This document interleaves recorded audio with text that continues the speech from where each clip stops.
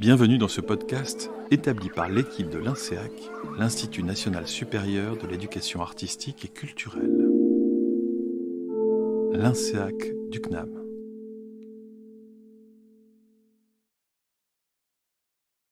Bonjour à toutes et à tous. J'ai l'honneur de lancer cette séance et je tenais à vous souhaiter aussi une très très belle, heureuse et gracieuse, j'y tiens beaucoup, année 2024. Bienvenue, chère Antigone, à l'INSEAC pour ce séminaire de recherche. Tu as face à toi des étudiants de Master 1, des gens qui sont en Master 2 peut-être un petit peu, en visio en tout cas, des doctorants, des enseignants-chercheurs. Je remercie Loris, qui est là, qui s'occupe de la technique. Je remercie Laurent, qui s'occupe de la technique et du café. Et je remercie Nicolas, qui est ici présent et qui va faire quelques photos. On est donc aussi en visio, Antigone. Antigone Moutchouris, tu es sociologue de la culture à l'Université de Lorraine.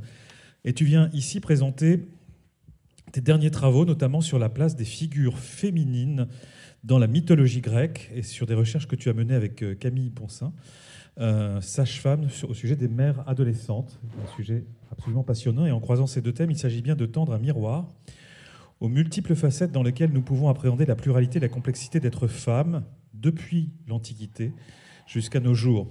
La réactualisation de la pensée grecque est l'une des pistes fécondes pour aborder des sujets contemporains, voire l'actualité, telle que la situation des mères adolescentes aujourd'hui. En effet, en dépit des moyens contraceptifs de plus en plus fiables, le phénomène des mères adolescentes persiste. Donc tu vas pouvoir développer ça avec nous. Interroger ces problématiques dans le cadre du séminaire de recherche de l'INSEAC, c'est déjà se référer à une éducation artistique et culturelle inscrite dans tous les temps de la vie des jeunes et dans la diversité de leurs situations individuelles. C'est aussi potentiellement accompagner les acteurs de l'éducation, de la culture et en faire une source de levier d'inclusion et d'émancipation, évidemment adolescente.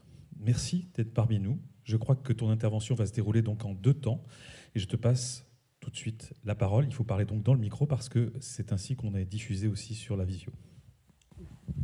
Merci beaucoup, merci pour cette invitation. Je vous souhaite moi aussi une excellente année 2024. Je remercie évidemment toute l'équipe qui est venue d'Avignon jusqu'ici, qui s'est installée, de me permettre de présenter 2 choses que j'aime beaucoup, que je travaillais depuis longtemps. D'une part, les femmes de la mythologie grecque et d'autre part, la mère adolescente. Alors donc, de mon prénom, donc vous comprenez que je suis d'origine grecque. Je dirais, c'est pas pour ça que j'ai écrit cet ouvrage.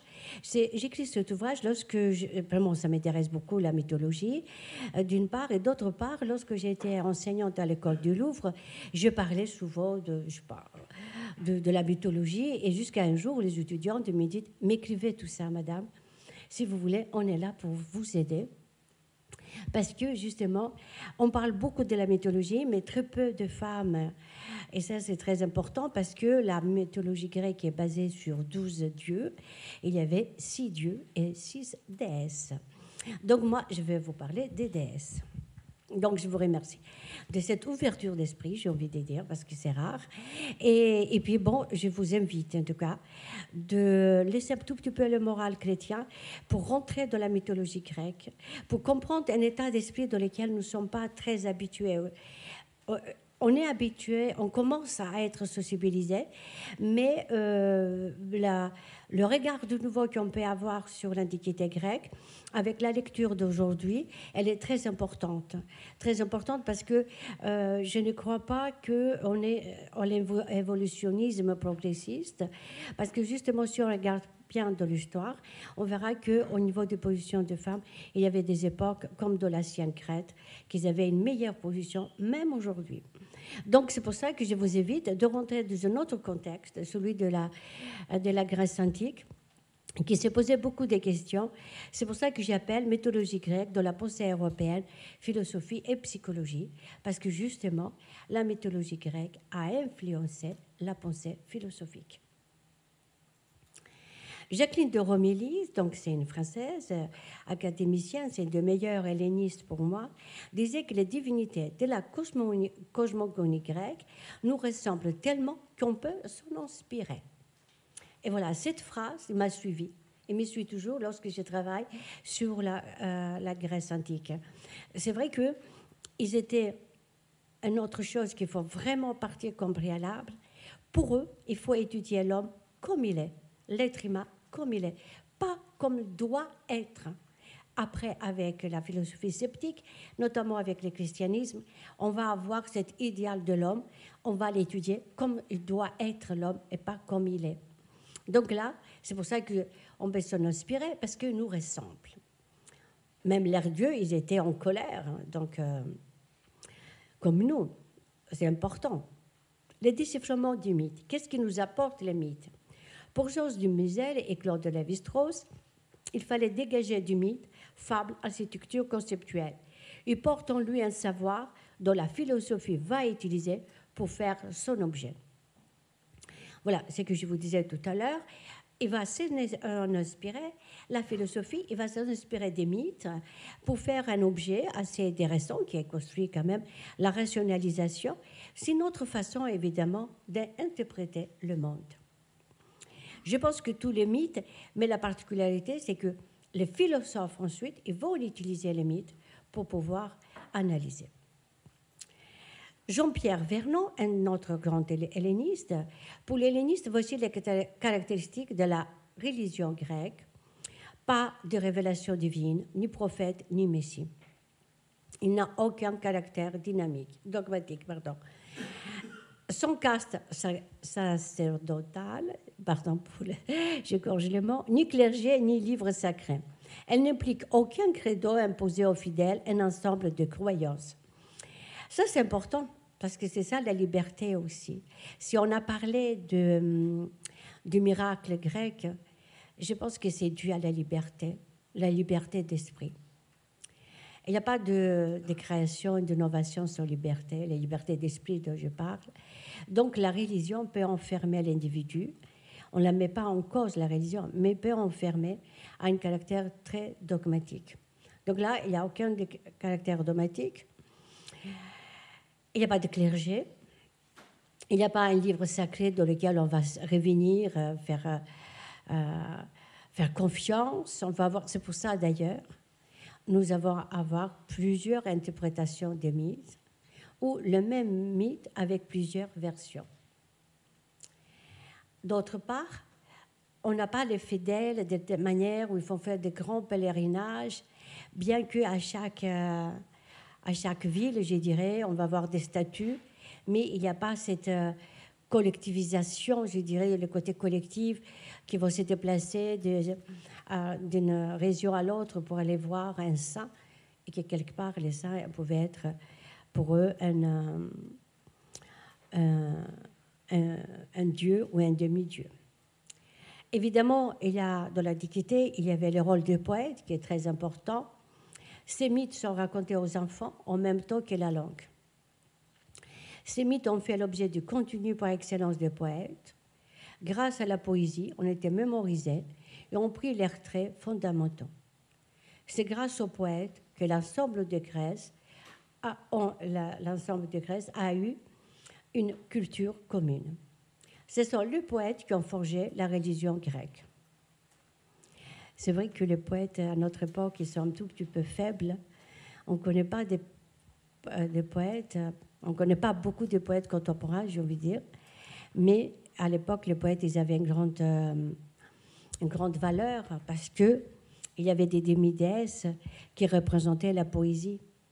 Donc, il y avait quelque part, le poète, selon d'ailleurs Platon, était celui qui c'était l'intermédiaire entre les dieux et l'être humain. Donc, entre l'esprit divin et l'être humain. Donc, il avait une grande valeur. Et tous les enfants, ils apprenaient à lire et écrire à travers Homère. Ces mythes, donc, ils vont inspirer les poètes. Et la poésie, il va jouer aussi ces rôles. Ces rôles de la transition, de transmission. Ils ont créé aussi une sorte de culture commune. Donc, on peut dire que la religion, elle apparaît à travers les poètes. Donc il y a beaucoup de fiction en même temps, s'il apparaît à travers les poètes. C'est pour ça que ce n'est pas un livre dogmatique où on va dire, voilà, on ne doit pas sortir de là, vous voyez. Il y avait une liberté. Il y a tout de même une vision monothéiste, malgré qu'on parle de 12 dieux. Selon donc, cependant, Festisière, il dit que son livre « L'histoire générale des religions », à propos de la Grèce, il défend d'une vision monothéiste la présence du sacré, thambos, la crainte révérentielle, sentiment du fût, du divin. Alors, le dieu du dieu, de Dieu, j'ai envie de dire, c'était Zeus. Donc Zeus, qui était le dieu, le roi des dieux, il a beaucoup de femmes. Il avait une femme, essentiellement, Héra. Mais, je parlerai tout à l'heure, mais il avait beaucoup de maîtresses. Une de maîtresses qui a, c'est Bile, qui a accouché Dionysos, le dieu. Donc, quand elle était tellement amoureuse, elle, de lui, qu'elle lui dit « Je veux vous voir de votre splendeur, la splendeur de Dieu ». Et lui, il dit « Mais si je me permettrai de vous montrer comme je suis dans ma splendeur divine, vous allez tomber malade, vous allez peut-être mourir ». Et c'est ce qui s'est passé. Elle a insisté, il lui a fait plaisir, et après, c'est elle qu'elle a été morte, parce que c'est thambos, ça veut dire en grec quelque chose qui te provoque une telle épiphanie, je dirais, du divin, que tu peux pas, tu es aveuglé. Thambos, ça veut dire quelqu'un qui peut être aveuglé par cette contrainte du divin qui est exceptionnelle. Donc, à ce niveau, on peut dire que Festisière, il avait raison de dire qu'il s'agit d'une religion monothéiste. Et d'ailleurs, Paul, ensuite, quand il était arrivé à Athènes, il a rencontré le platonicisme. C'est lui qui a construit l'Église chrétienne, avec des saints, etc. Donc, quelque part, on peut dire que les dieux ou demi-dieux, c'était comme nos saints aujourd'hui. La mythologie, donc, a nourri la pensée philosophique. Elle nous a montré un processus d'organisation du monde. Elle est proche de nous car elle met l'accent sur l'individualisme. Elle met l'accent sur l'intériorisation de la puissance d'Eros. Ça, c'est très particulier de cette culture. On trouve dans d'autres cultures la puissance d'Eros, mais pas aussi fort. Alors, Eros, pour pouvoir les comprendre, ça n'a rien à voir avec la pornographie, par exemple. C'est le Eros, c'est Freud qui va l'utiliser de nouveau pour parler du libido ou l'élan vital. Donc, le désir profond de construire quelque chose. C'est pour ça que lorsqu'il n'y a pas de désir, c'est pour ça qu'au début, j'ai parlé de la psychologie. Les psychologues, ils ont repris cette notion en disant, mais les désirs de construire ou la sublimation de nos désirs, je dirais, il peut construire des choses. Il y a cette intériorisation de la puissance d'Eros pour la construction. Et lorsqu'on ne l'a pas, eh bien, on est dépressif. On sait bien que le dépressif, par excellence, c'est quelqu'un qui n'a pas cette volonté de la construction. Les gens qui vivent avec des gens dépressifs, ils savent bien ce que je viens vous dire. Donc, l'individu, il est acteur de sa vie. Il n'est pas soumis au Dieu, parce qu'il va négocier. Il va se fâcher comme les dieux. Parfois, il peut être puni, parce qu'il ne faut pas faire dépasser les règles. Dans un de mes articles que j'ai développé sur la violence, il y a un très bon tableau d'ailleurs sur Ajax, qui était un des héros de la guerre de Troie. Il a violé Cassandra. Cassandra qui était troyenne. Cassandra, c'est elle qui raconte qu'il voit toutes les prophéties. Il est fait magnifiquement bien, ce tableau. On sent bien qu'il va avoir l'action du viol. Mais Ajax ne pouvait pas ne pas être puni. Même s'il était aussi gros que ça, un grand guerrier, il était puni par la déesse Athéna.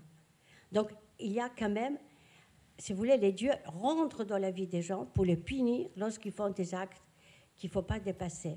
Il y a des limites, il y a des normes. La liberté, ça ne veut pas dire pour eux sans normes et sans règles. Vous voyez, les régressions des règles, eh bien, un dieu, un de ces dieux, il va les punir. Donc, la puissance d'Eros construit toute la mythologie. Toute la mythologie et les forces de Dieu, je dirais, la force, les désirs de vivre, elle est là-dedans. Donc, pour moi, c'est un préalable très important pour que je puisse vous expliquer après comment ces déesses existent et quel était leur rôle social. Pour Platon, l'éros platonicien se constitue essentiellement d'une relation de l'âme aux idées. Alors, juste petit détail, dans l'Antiquité grecque, mais je pense que jusqu'à aujourd'hui, on peut dire, il y a 4 formes d'amour. Il y a l'amour, qu'on appelle l'amour platonicien. Il n'y a pas acte sexuel forcément. Il y a éros avec acte sexuel. Il y a philia, qui ça veut dire l'amour, l'amitié, au sens fort du terme. Et il y a aussi un 4e, storgé, qui est l'amour qu'on peut avoir, prendre soin de l'autre, que l'autre, ça peut être notre enfant, la mère envers son enfant. Nous, on peut avoir, étant professeur, la storgé envers nos jeunes, nos étudiants. C'est un amour qui est un amour idéalisé, évidemment. Il n'y a pas de consommation d'actes. Donc ça, c'est très important. C'est que l'éros, pour Platon, donc c'est une relation de l'âme aux idées. C'est-à-dire, c'est que nous, on va dire dans le vocabulaire philosophique et actuel, l'idéalisme. L'amour de l'homme, de l'être humain pour l'humanité. Lorsque les gens ils font ils prennent des risques pour faire certaines découvertes, c'était aussi l'amour de l'homme, l'amour qu'on peut avoir pour la découverte, etc. Donc, c'est l'âme aux idées. La cosmogonie grecque, comment il s'est construit? Donc, on parle de la base d'Eros, donc il faut quand même qu'il y a toujours ce désir de la création. Alors, Okeanos, Théon Ianesis, ça veut dire l'eau principe de la naissance du tout. Donc, ils avaient compris quand même que l'eau, il crée tout. Le premier couple, c'est Okeanos et Thétis. C'est le couple primordial. Vous voyez ici de la photo. Ça, c'est très important.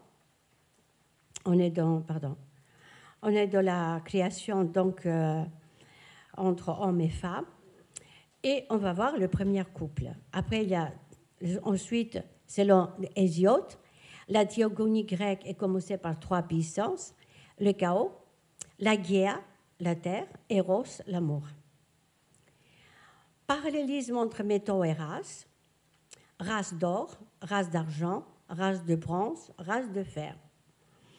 Si on suit la lecture de Vernon là-dessus, la race d'or, ça va être un peu le paradis, c'est qu'on correspond. La race d'argent, c'est entre les deux. Et la race de bronze, c'est quand même, c'est là qu'on néglige les vieux, les gens, ils ne sont pas respectueux. Et la race du fer, c'est un peu plus constructif. La vision grecque du monde, ça c'est très important aussi, se déroule selon les antinomies et les contradictions. Tout s'est construit à travers son contraire.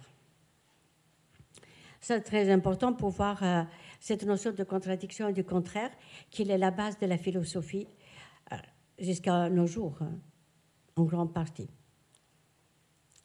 Les panthéons grecs, un monde ordonné qui correspond à chaque dieu, 12 dieux, 6 hommes et 6 femmes.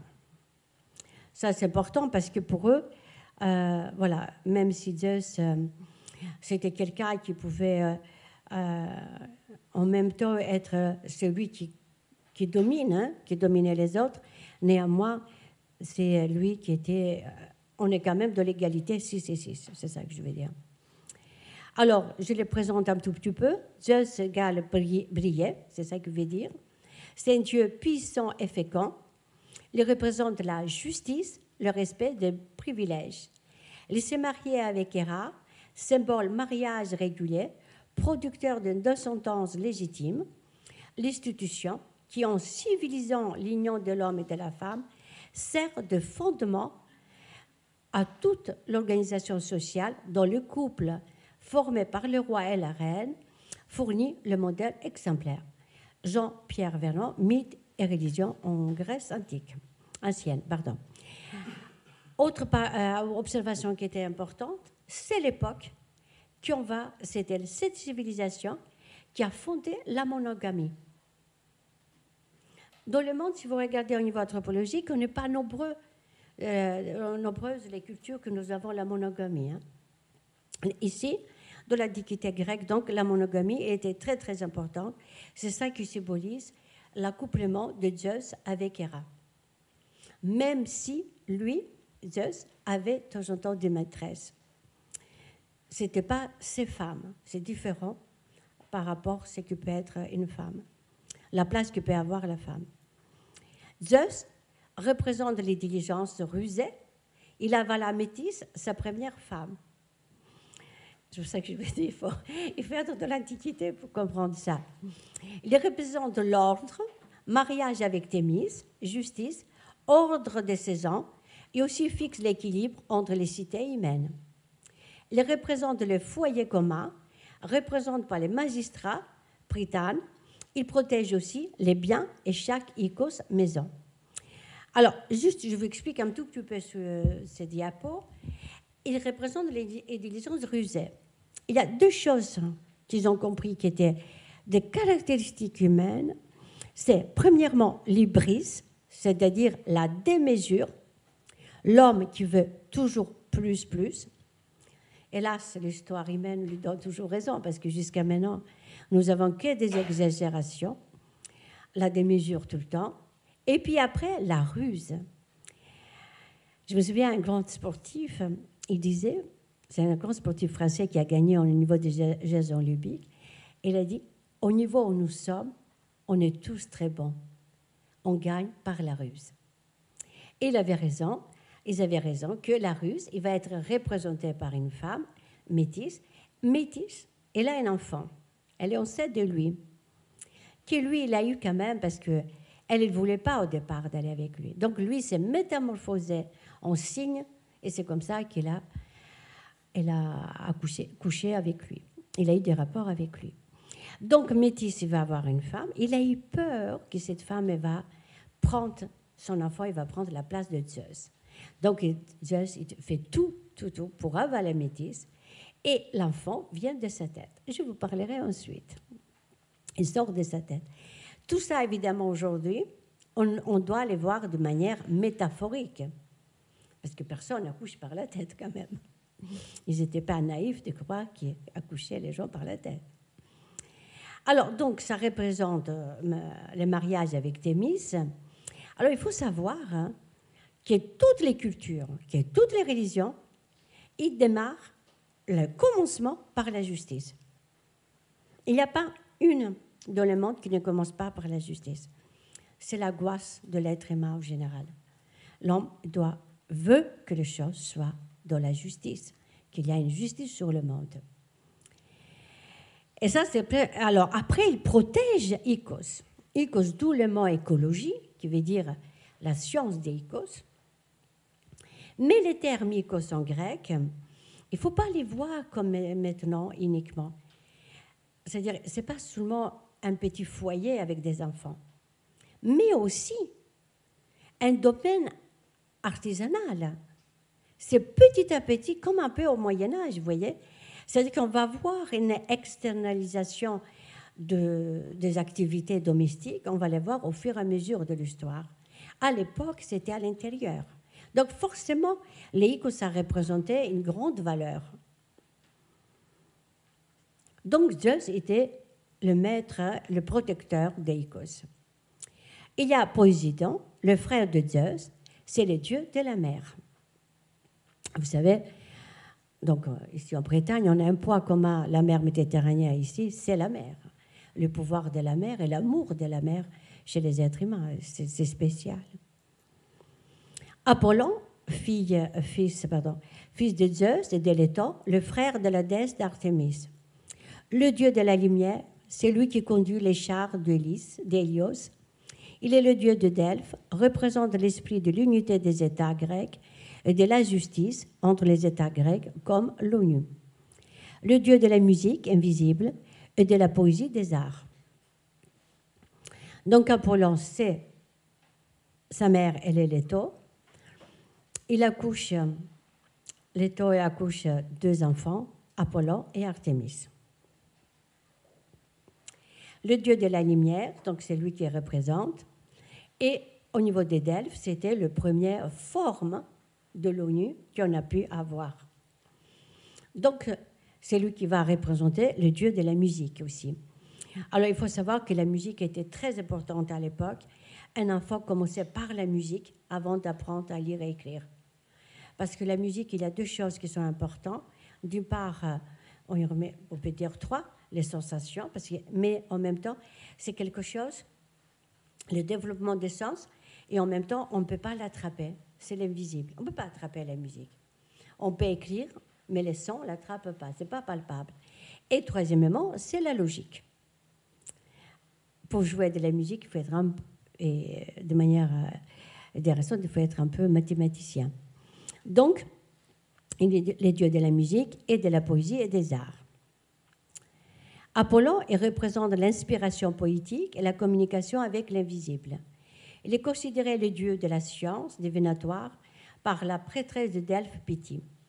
C'est pour ça qu'il va habiter toujours à Delphes.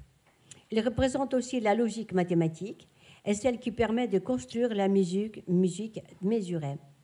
Dans certaines versions, il passa d'être le père de Pythagore. Donc c'est quand même intéressant ça, parce que nous, on a dissocié, bien que dans certaines périodes exceptionnelles, je dirais, d'avant-garde, on va avoir des mathématiciens, des grands mathématiciens qui vont devenir artistes, notamment dans l'art conceptuel. Donc on voit bien, il y a au fur et à mesure du temps, au niveau de la pensée, on a dispatché, si vous voulez, on a fait une division entre les arts et les mathématiques, par exemple, qui est quand même le fondement de toutes ces constructions que nous avons, et là où nous habitons d'ailleurs, on se trouve actuellement. Donc les mathématiques, pour eux, ils vont ensemble avec la musique, parce qu'il y a la logique. La logique était très importante et il fallait l'éduquer très vite aux enfants, de leur petit âge. Il y a Arès, fils de Zeus et d'Héra, dieu de guerre, esprit de la bataille. Bataille sauvage chez Homère, on le trouve chez les Grecs, mais aussi chez les Troyens. Il est accompagné par la crainte et la terreur. Ses enfants sont Iris, qui veut dire discorde. Ses filles sont les Amazones. Donc voilà, on voit où ils viennent, les Amazones. Alors, donc, Arès, c'est très important, représente la guerre sauvage, par contre. Hein. La guerre plus fin, je dirais, plus le partage des otages, par exemple. Voilà, c'est Athéna. Arès, donc, c'est la bataille sauvage. On va les retrouver dans la guerre de Troie, on va les trouver à la fois chez les Athéniens, chez les Grecs, mais aussi chez les Troyens.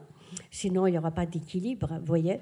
Les Grecs ne faisaient pas la guerre. Achille ne descend pas à la guerre contre les Troyens si en face de lui, il n'a pas une personne égale ou supérieure de lui. Il ne va pas dominer sur des petits gens. Il va faire la guerre avec Hector, c'est-à-dire le meilleur des Troyens. Ça, c'était très important parce que c'est toute la conception de l'autre, vous voyez. Je me bats avec quelqu'un qui est égal à moi-même. Je ne me bats pas avec un inférieur. Donc, c'est toute une conception qu'on peut avoir qui est notre ennemi aussi. Vous voyez, c'est la construction de l'ennemi, la construction de l'autre. Qui peut être l'autre, vous voyez? Est-ce qu'on va les déconsidérer? Si je me bats avec quelqu'un qui est égal à moi-même, donc on ne les déconsidère pas. C'est comme ça que lui, sinon il ne descendait pas à faire la guerre. Ses enfants à lui, donc c'est la discorde, et ses filles sont les Amazones.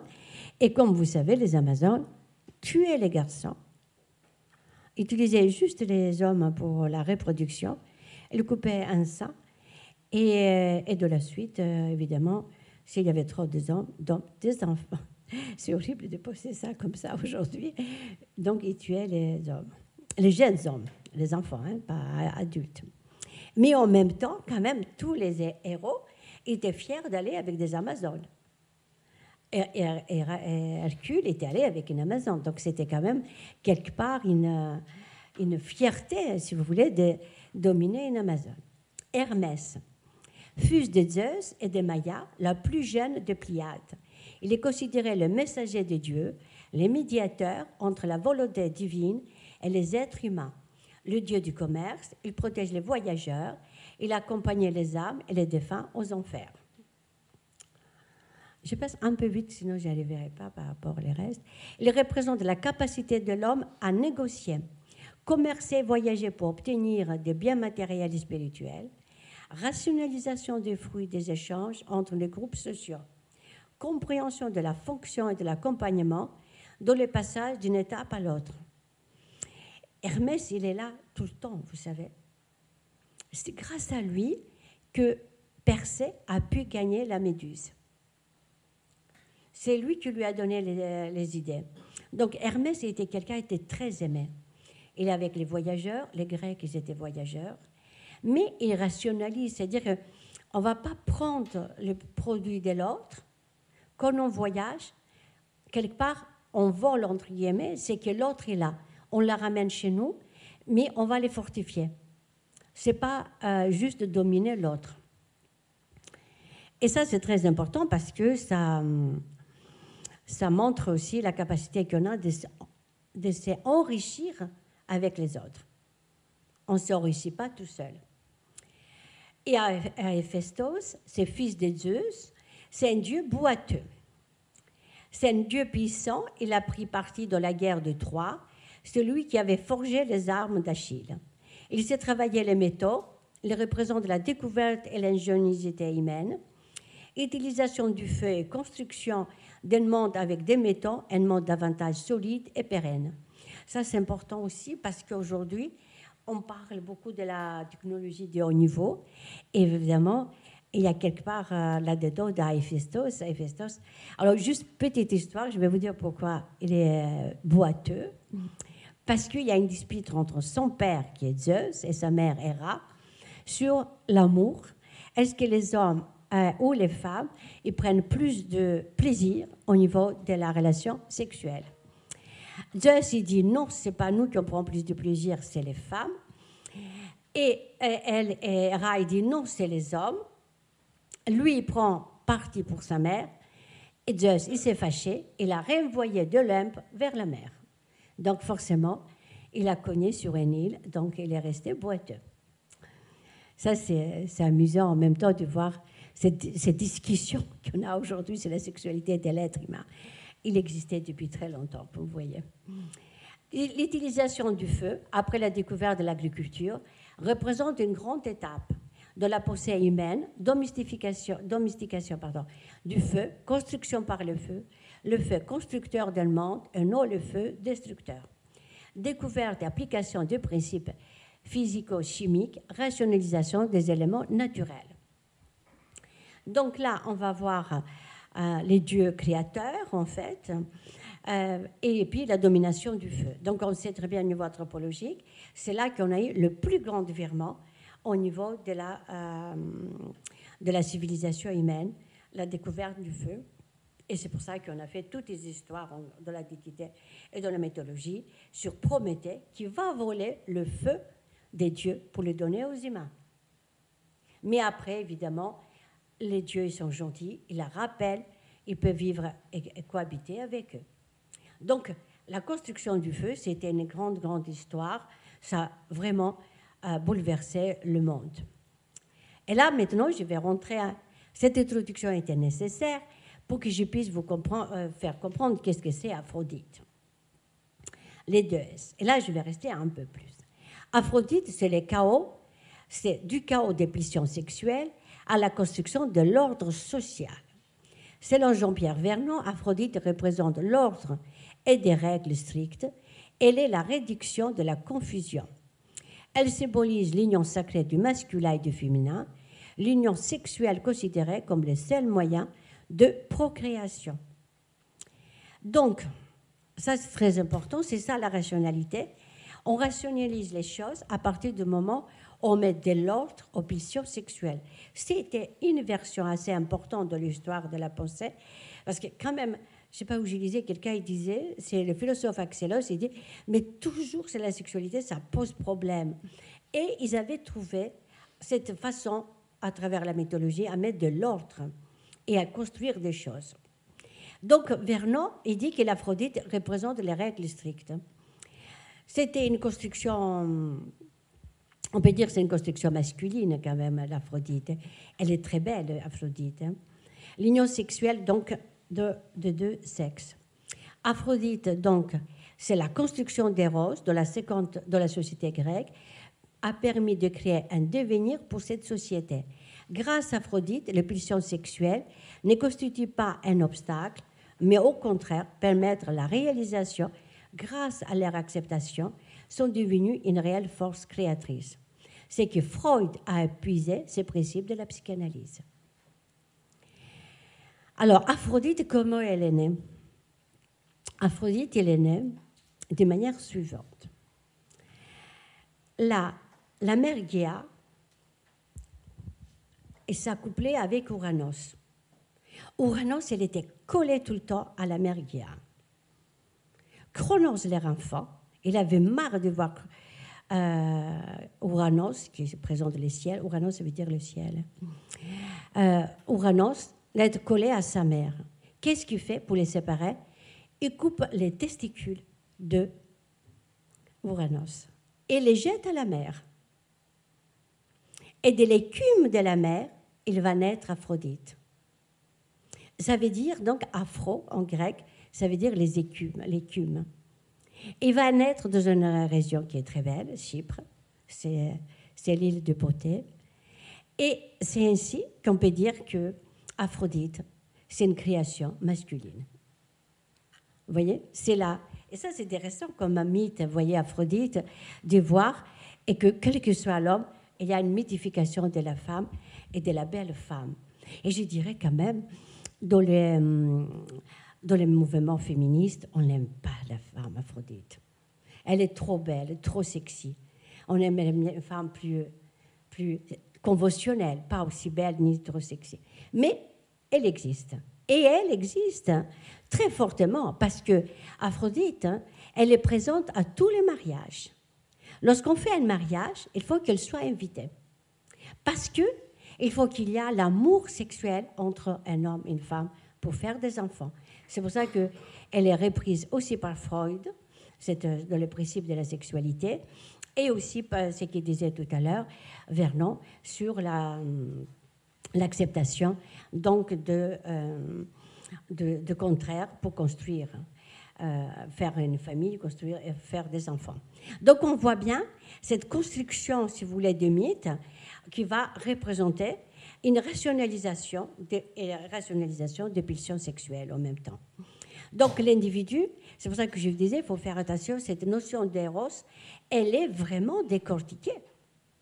Il n'est pas seulement, on dit ah c'est les libitons, mais non, il est décortiqué à travers de l'illustration de cette mythologie.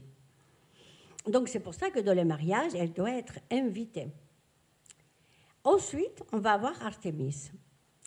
Artémis, elle représente la terre sauvage ou semi-sauvage qui demande à être cultivée. N'oubliez pas, Artémis, c'est la sœur d'Apollon. Il y a deux aspects importants, la division de l'âge et les attributs selon l'âge en fonction des différentes civilisations, mais aussi le découpage entre espaces cultivés et non cultivés, entre espaces sauvages et civilisés, qui est représenté par la création de la cité. Je trouvais ce mythe d'Artémis, à vrai dire, je l'ai reconnu, je l'ai compris adulte. Parce que, évidemment, la mythologie, je la connaissais depuis que j'étais enfant, mais je trouvais trop sauvage Artémis. Mais quand j'étais adulte, j'ai compris son importance. Je trouve qu'elle a une importance très capitale parce que, en fait, celle qui accompagne les enfants de l'éducation des enfants, ce qui est important, c'est qu'ils avaient compris qu'il fallait éduquer les enfants quand même. Comprendre et éduquer les enfants et les amener jusqu'à la cité. La cité, c'était l'espace cultivé. C'est l'âge adulte. Donc, cet espace sauvage et civilisé, est représentée par la création de la cité. Elle aussi, lorsqu'il y avait un mariage, elle devait être invitée. Parce qu'il ne fallait pas oublier que c'est elle qui allait élever les enfants. Donc, il fallait qu'elle soit invitée au mariage. Artémis, le terme civilisation grec politismos, signifie les règles et les lois communes à tous les membres de la ville. Condition nécessaire qui donne la possibilité de cohabiter tous ensemble pour pouvoir fonder une cité. Dans ce contexte, Artémis a joué un rôle en empêchant un sacrifice humain.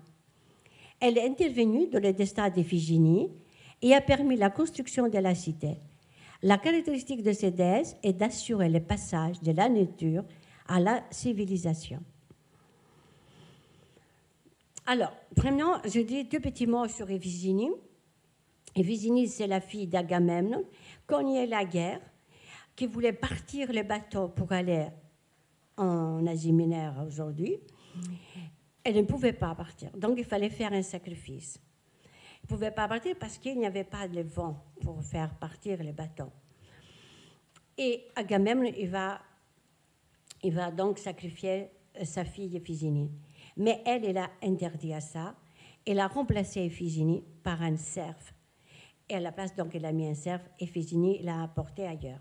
Donc là, c'est de grande importance parce qu'on pense qu'à ce moment-là, au niveau de la pensée, on a la construction de la cité-État. D'autre part, c'est une déesse très lunaire. C'est elle va danser la nuit avec les adolescents et adolescentes. Donc, elle ne se marie jamais. Un homme qu'il avait vu nu, elle va être donc expulsée très vite. Elle va être donc devenir une étoile. Donc, c'est une femme qui ne s'accouple pas. Artémis ne s'est jamais accouplée. Et ça, c'est cette photo-là que vous voyez, c'est des ovulations. C'est important parce que pour eux, la rétention d'ovulation en vue de fécondation, ça permet à la femme d'avoir une force. Et donc, on trouve ce type d'exemple dans la médecine, dans la découverte et dans la magie un tout petit peu aussi, parce qu'elle connaît bien, comme c'est une déesse lunaire, elle connaît bien les herbes qu'on peut utiliser de manière médicinale. Donc, ça, c'est très important en comparaison avec Aphrodite. Aphrodite, une femme très sexuelle, et là, au contraire, complètement le contraire, et très lunaire. Donc, là, on va voir, et c'est là qu'il construit quand même cette notion de la civilisation, de l'âge de l'adolescence à l'âge adulte. Donc, elle arrête jusqu'à l'âge d'adulte. Donc là, on a une déesse qui ne féconde pas. Ça, c'est important. Athéna, c'est une déesse juste et rationnelle, représente la femme intellectuelle, celle qui consacre sa vie à la science, à l'art et en général à l'élévation de l'esprit. Elle représente la construction de la ville, mais aussi les diligences pratiques et l'habileté guerrière. Donc là, on a une autre déesse qui ne fait pas d'enfants d'ailleurs, elle non plus. Héphaïstos tombe amoureux d'elle, mais elle n'accepte pas. Pourquoi? Ce n'est pas du tout de la même configuration qu'Artémis. C'est pas, on aurait dit aujourd'hui, c'est la femme intellectuelle par rapport à la femme lunaire. Donc c'est une déesse juste, rationnelle. Elle représente donc la femme intellectuelle, consacre sa vie à la science. On a vu beaucoup ma génération, moi, vous, nous, ma génération, on voyait les femmes mathématiciennes, scientifiques qui ne se marient jamais, et ils voyaient ça comme un obstacle à la science. On peut dire quelque part, elle aussi. Mais elle était très aimée par les filles à Athènes, parce qu'on faisait les fêtes consacrées à Athéna. Donc, elle est quand même guerrière. C'est elle qui va représenter la guerre, entre guillemets, s'il y a une guerre, évidemment comme ça, sage. Ce n'est pas une guerre sauvage comme Arès. Elle connaît la guerre, elle représente la justice ordinaire, celle qui est gagnée par l'équilibre des oppositions. Elle n'est pas une Amazone, Elle est vierge, car la maternité est compatible avec la guerre. Elle manie très bien les armes. Donc, vous voyez, Artémis, elle est vierge aussi, mais je dirais différemment. Ce n'est pas pour les mêmes raisons, voilà. C'est différemment. Il n'y a qu'une façon d'être vierge, vous me direz. Mais c'est autrement les raisons pour lesquelles elle va rester vierge, elle aussi. Donc, c'est le fait qu'elle se consacre à la guerre. Et elle, dans la guerre de Troie, elle va protéger toujours les Athéniens, les Grecs, et surtout Ulysse. De tel point qu'il y a des blagues, de temps en temps, on voit chez Homère ou ailleurs d'autres versions qui disent que peut-être ils avaient une relation. Elle n'avait jamais une relation avec un homme. Déméter, c'est la déesse de la fertilité, agriculture, terre cultivée. Déméter, déesse de la alternance de la vie, de la mort, rythme le cycle de la végétation, de toute existence. Elle suit la loi des morts et des renaissances. Déméter symbolise une phase capitale de l'organisation de la Terre, le passage de la nature à la culture, du sauvage au civilisé. Les fruits de la nature sont les produits de l'intervention humaine. Donc, Déméter, c'est une déesse fertile. Donc, c'est pour ça, d'ailleurs, qu'il va représenter cette alternance. Je pense que c'est un mythe très important. C'est dommage qu'on ait un peu écarté ces mythes de notre culture. Vous savez, c'est très important de saisir que le monde peut être en alternance. Ça nous rassure un peu. Toute notre angoisse existentielle sur qui nous sommes, qu'est-ce qu'on fait, etc., le fait de voir qu'il y a un cycle de végétation et de notre existence aussi, entre les morts, la renaissance, je pense que ça apportera beaucoup à l'être humain d'aujourd'hui. Donc là, on a aussi l'intervention de l'être humain à la nature, c'est elle qui va intervenir pour apprendre aux hommes la culture du blé. C'est elle. Donc vous voyez, elle est très très importante au niveau de l'agriculture. Et elle, évidemment, elle a un enfant qui s'appelle Perséphone, une fille. Et d'ailleurs, on ne les sépare pas, Déméter et Perséphone. Déméter et Perséphone, c'est un aller-retour constant. Juste, je vais vous dire quand même qu'est-ce que c'est, avant de vous dire. Alors, Déméter, il a un enfant qui s'appelle Perséphone.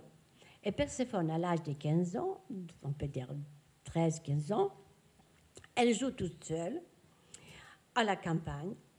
Et Hadès passe par là. Hadès, c'est les dieux de l'au-delà, passe par là et la voit. Il tombe amoureux d'elle et les prend avec elle. Ce mythe est double. Quand elle l'a pris avec elle, est-ce que ça veut dire la mort d'un enfant? Et que tout à coup, la mère, il est désiré parce que son enfant est mort? Ou l'accouplement d'hommes et de femmes et que la mère ne veut pas accepter? Donc, voilà, c'est les questions qu'on se pose avec ces mythes. Donc, on va voir Perséphone. Perséphone représente les corps invisibles parce qu'elle, Perséphone, il va éclore, il va contribuer à la germination, corps en gestation. Corps visible, sémence, fruit de fécondation. Et si nous sommes dans les schémas suivants, reproduction, eschatologie. Eschatologie, ça veut dire la fin, quelque chose qui finit, la théorie de la fin. Régénération, éternel retour. Résistance à la disparition totale. La vie latente à la production et préparation du développement vers l'au-delà. Pourquoi je vous disais que ces mythes étaient importants? Parce que tous les mythes nous apprennent des choses. Je pense que Heidegger, il a parlé de la peur. Et hélas, l'histoire humaine du XXe siècle, il montrait très bien que si les nazis avaient gagné, autant qu'ils ont gagné, c'était basé sur la peur. C'est pour ça que dans le mystère d'Hélécis, ça commençait toujours par les mythes de Déméter et Perséphone, pour faire comprendre aux êtres humains ne pas avoir peur de la mort. Qu'est-ce qui nous fait qu'on est angoissé ou dominé, je dirais même? Mais c'est la peur de la mort. Personne n'accepte la domination, sauf si on est malade, d'une manière normale, vous voyez, c'est-à-dire de bonne volonté. C'est la peur de la mort. Donc là, Et puis aussi penser que lorsqu'on est là, il y a une terre qui travaille au-delà de nous, que nous, on ne les voit pas. C'était quand même une avancée de l'humanité. Hein. Donc on voit bien la vie latente. Alors quand il y a eu cette histoire, évidemment Déméter, il va être furax contre, il ne sait pas qui lui a pris l'enfant. Donc il dit, mais où est mon enfant? Il a écouté juste les cris de son enfant. Où elle est ma fille? Donc il va chercher.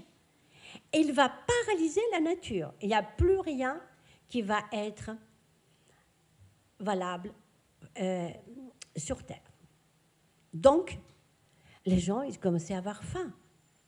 Ils ne pouvaient plus se nourrir par la nature, parce que tout était sec.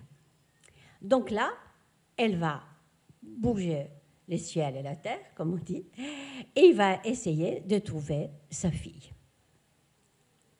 Et quand il la trouve, sa fille, c'est Hélios. Hélios, c'est le soleil. Il sait tout pour les Grecs. Le soleil, c'est tout. Premièrement, parce qu'il s'élève tous les jours pour tout le monde. Ça, c'était quand même important. En plus, si on est dans une prison, ancienne prison, c'est pour ça qu'il s'élevait aussi pour eux.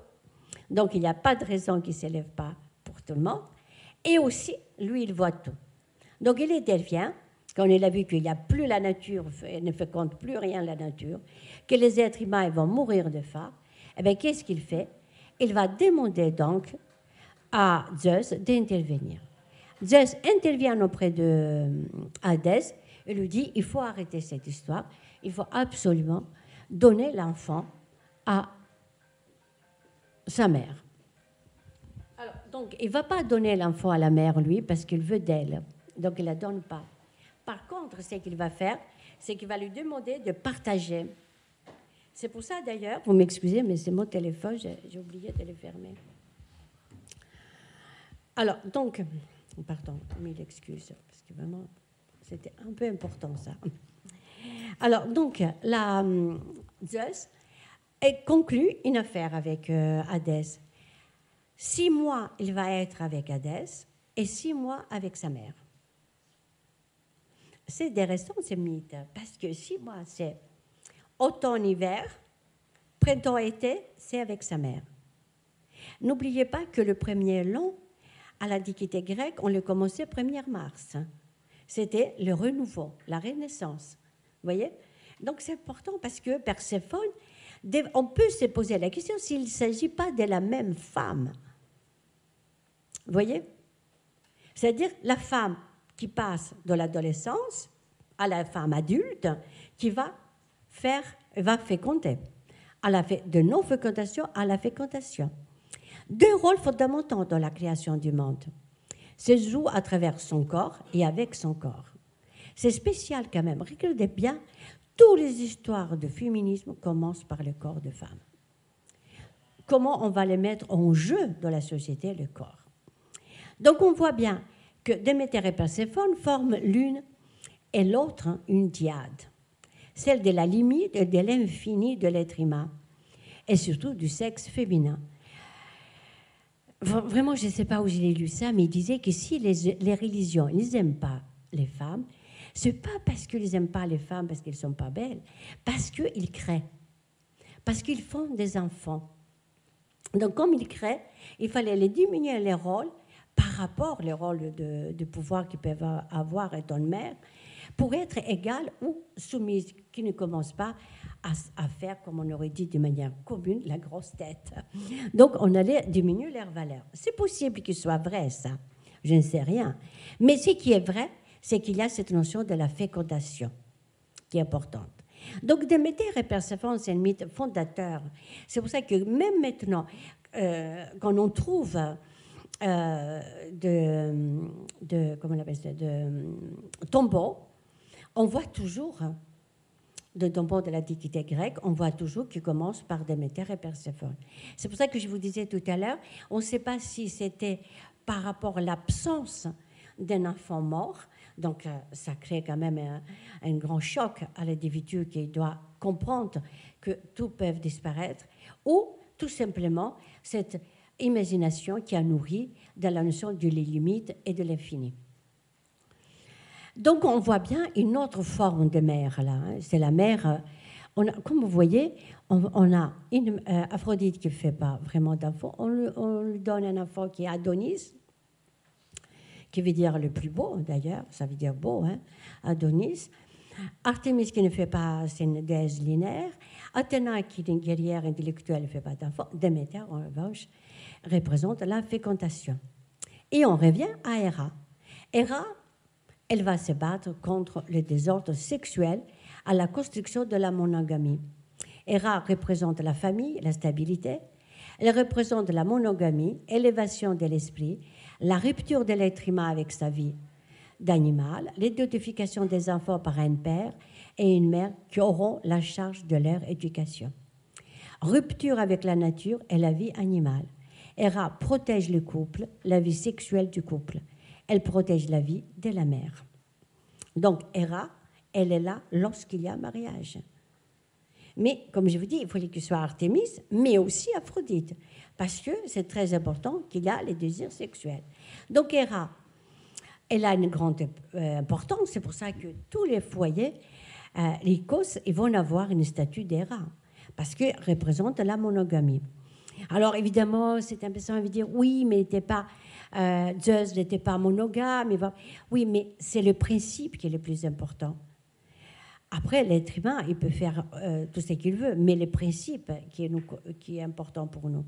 Donc, il représente la famille, la stabilité, parce qu'on la montre tout le temps de vouloir punir les maîtresses de Zeus. C'est pour ça d'ailleurs qu'on la présente comme une jalouse. Moins maintenant, mais au début du siècle, même en France, on avait de pièces du théâtre où Héra était la jalouse qui allait tuer les maîtresses, etc. etc. Mais il ne tue jamais parce qu'il y a un enfant, donc il ne tue jamais. Donc ça c'est important parce qu'on va voir pour la première fois, de manière rationnelle, la monogamie. Donc la monogamie protège quand même des maladies aussi, il ne faut pas nier, des maladies sexuellement transmissibles. Et l'identification des enfants, qui appartiennent, qui est le père et la mère. On savait qui est la mère, mais bon, on ne va pas faire une analyse à l'époque d'ADN quand même. Hein.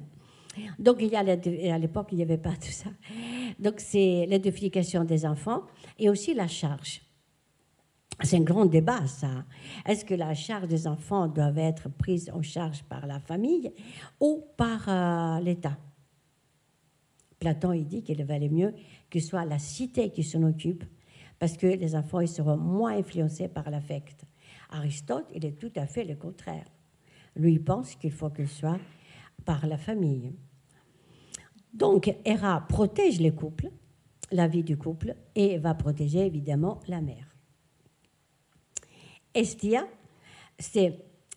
symbolise l'union de l'homme et de la femme, gardienne du foyer et du feu et son réceptacle. Elle est la gardienne de la civilisation, c'est la mère maîtresse de perpétuation de l'espèce humaine.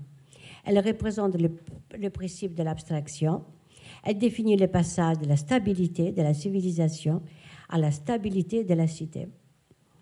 Donc, Hestia, les Romains l'ont prié, c'est la protection du feu.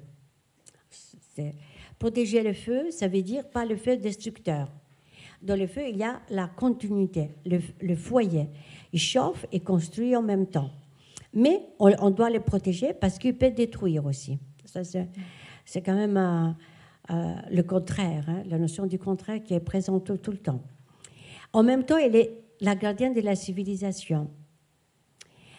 Elle va protéger la mer, donc, et en même temps la mer comme moyen de perpétuation de l'espèce humaine. C'est pour ça que on peut voir cette notion de la notion de la protection. Dans certaines versions, elle n'est pas du tout, elle présente la mer, mais au sens symbolique, elle-même, elle n'est pas féconde. Elle représente aussi le principe d'abstraction.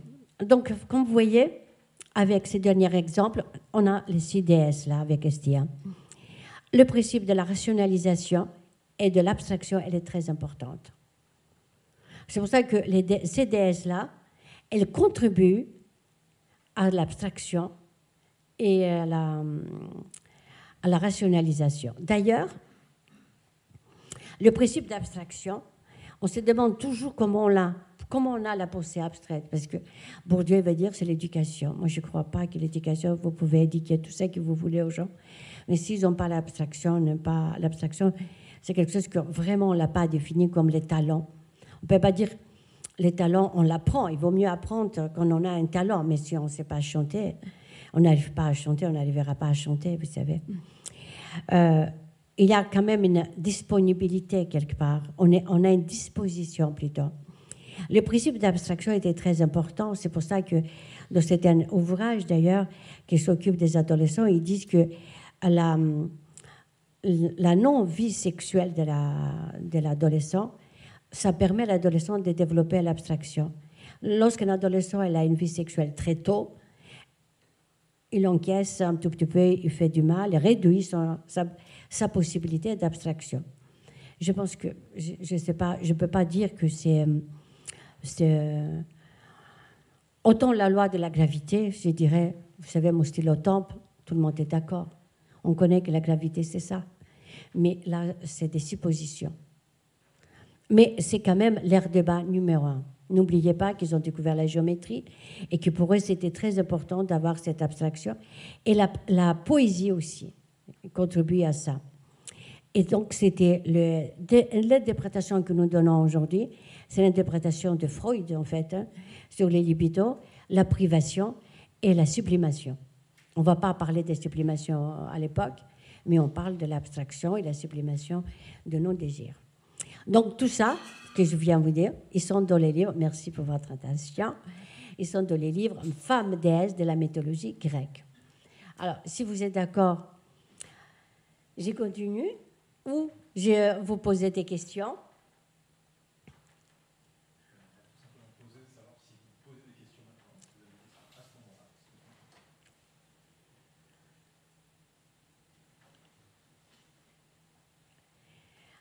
Alors,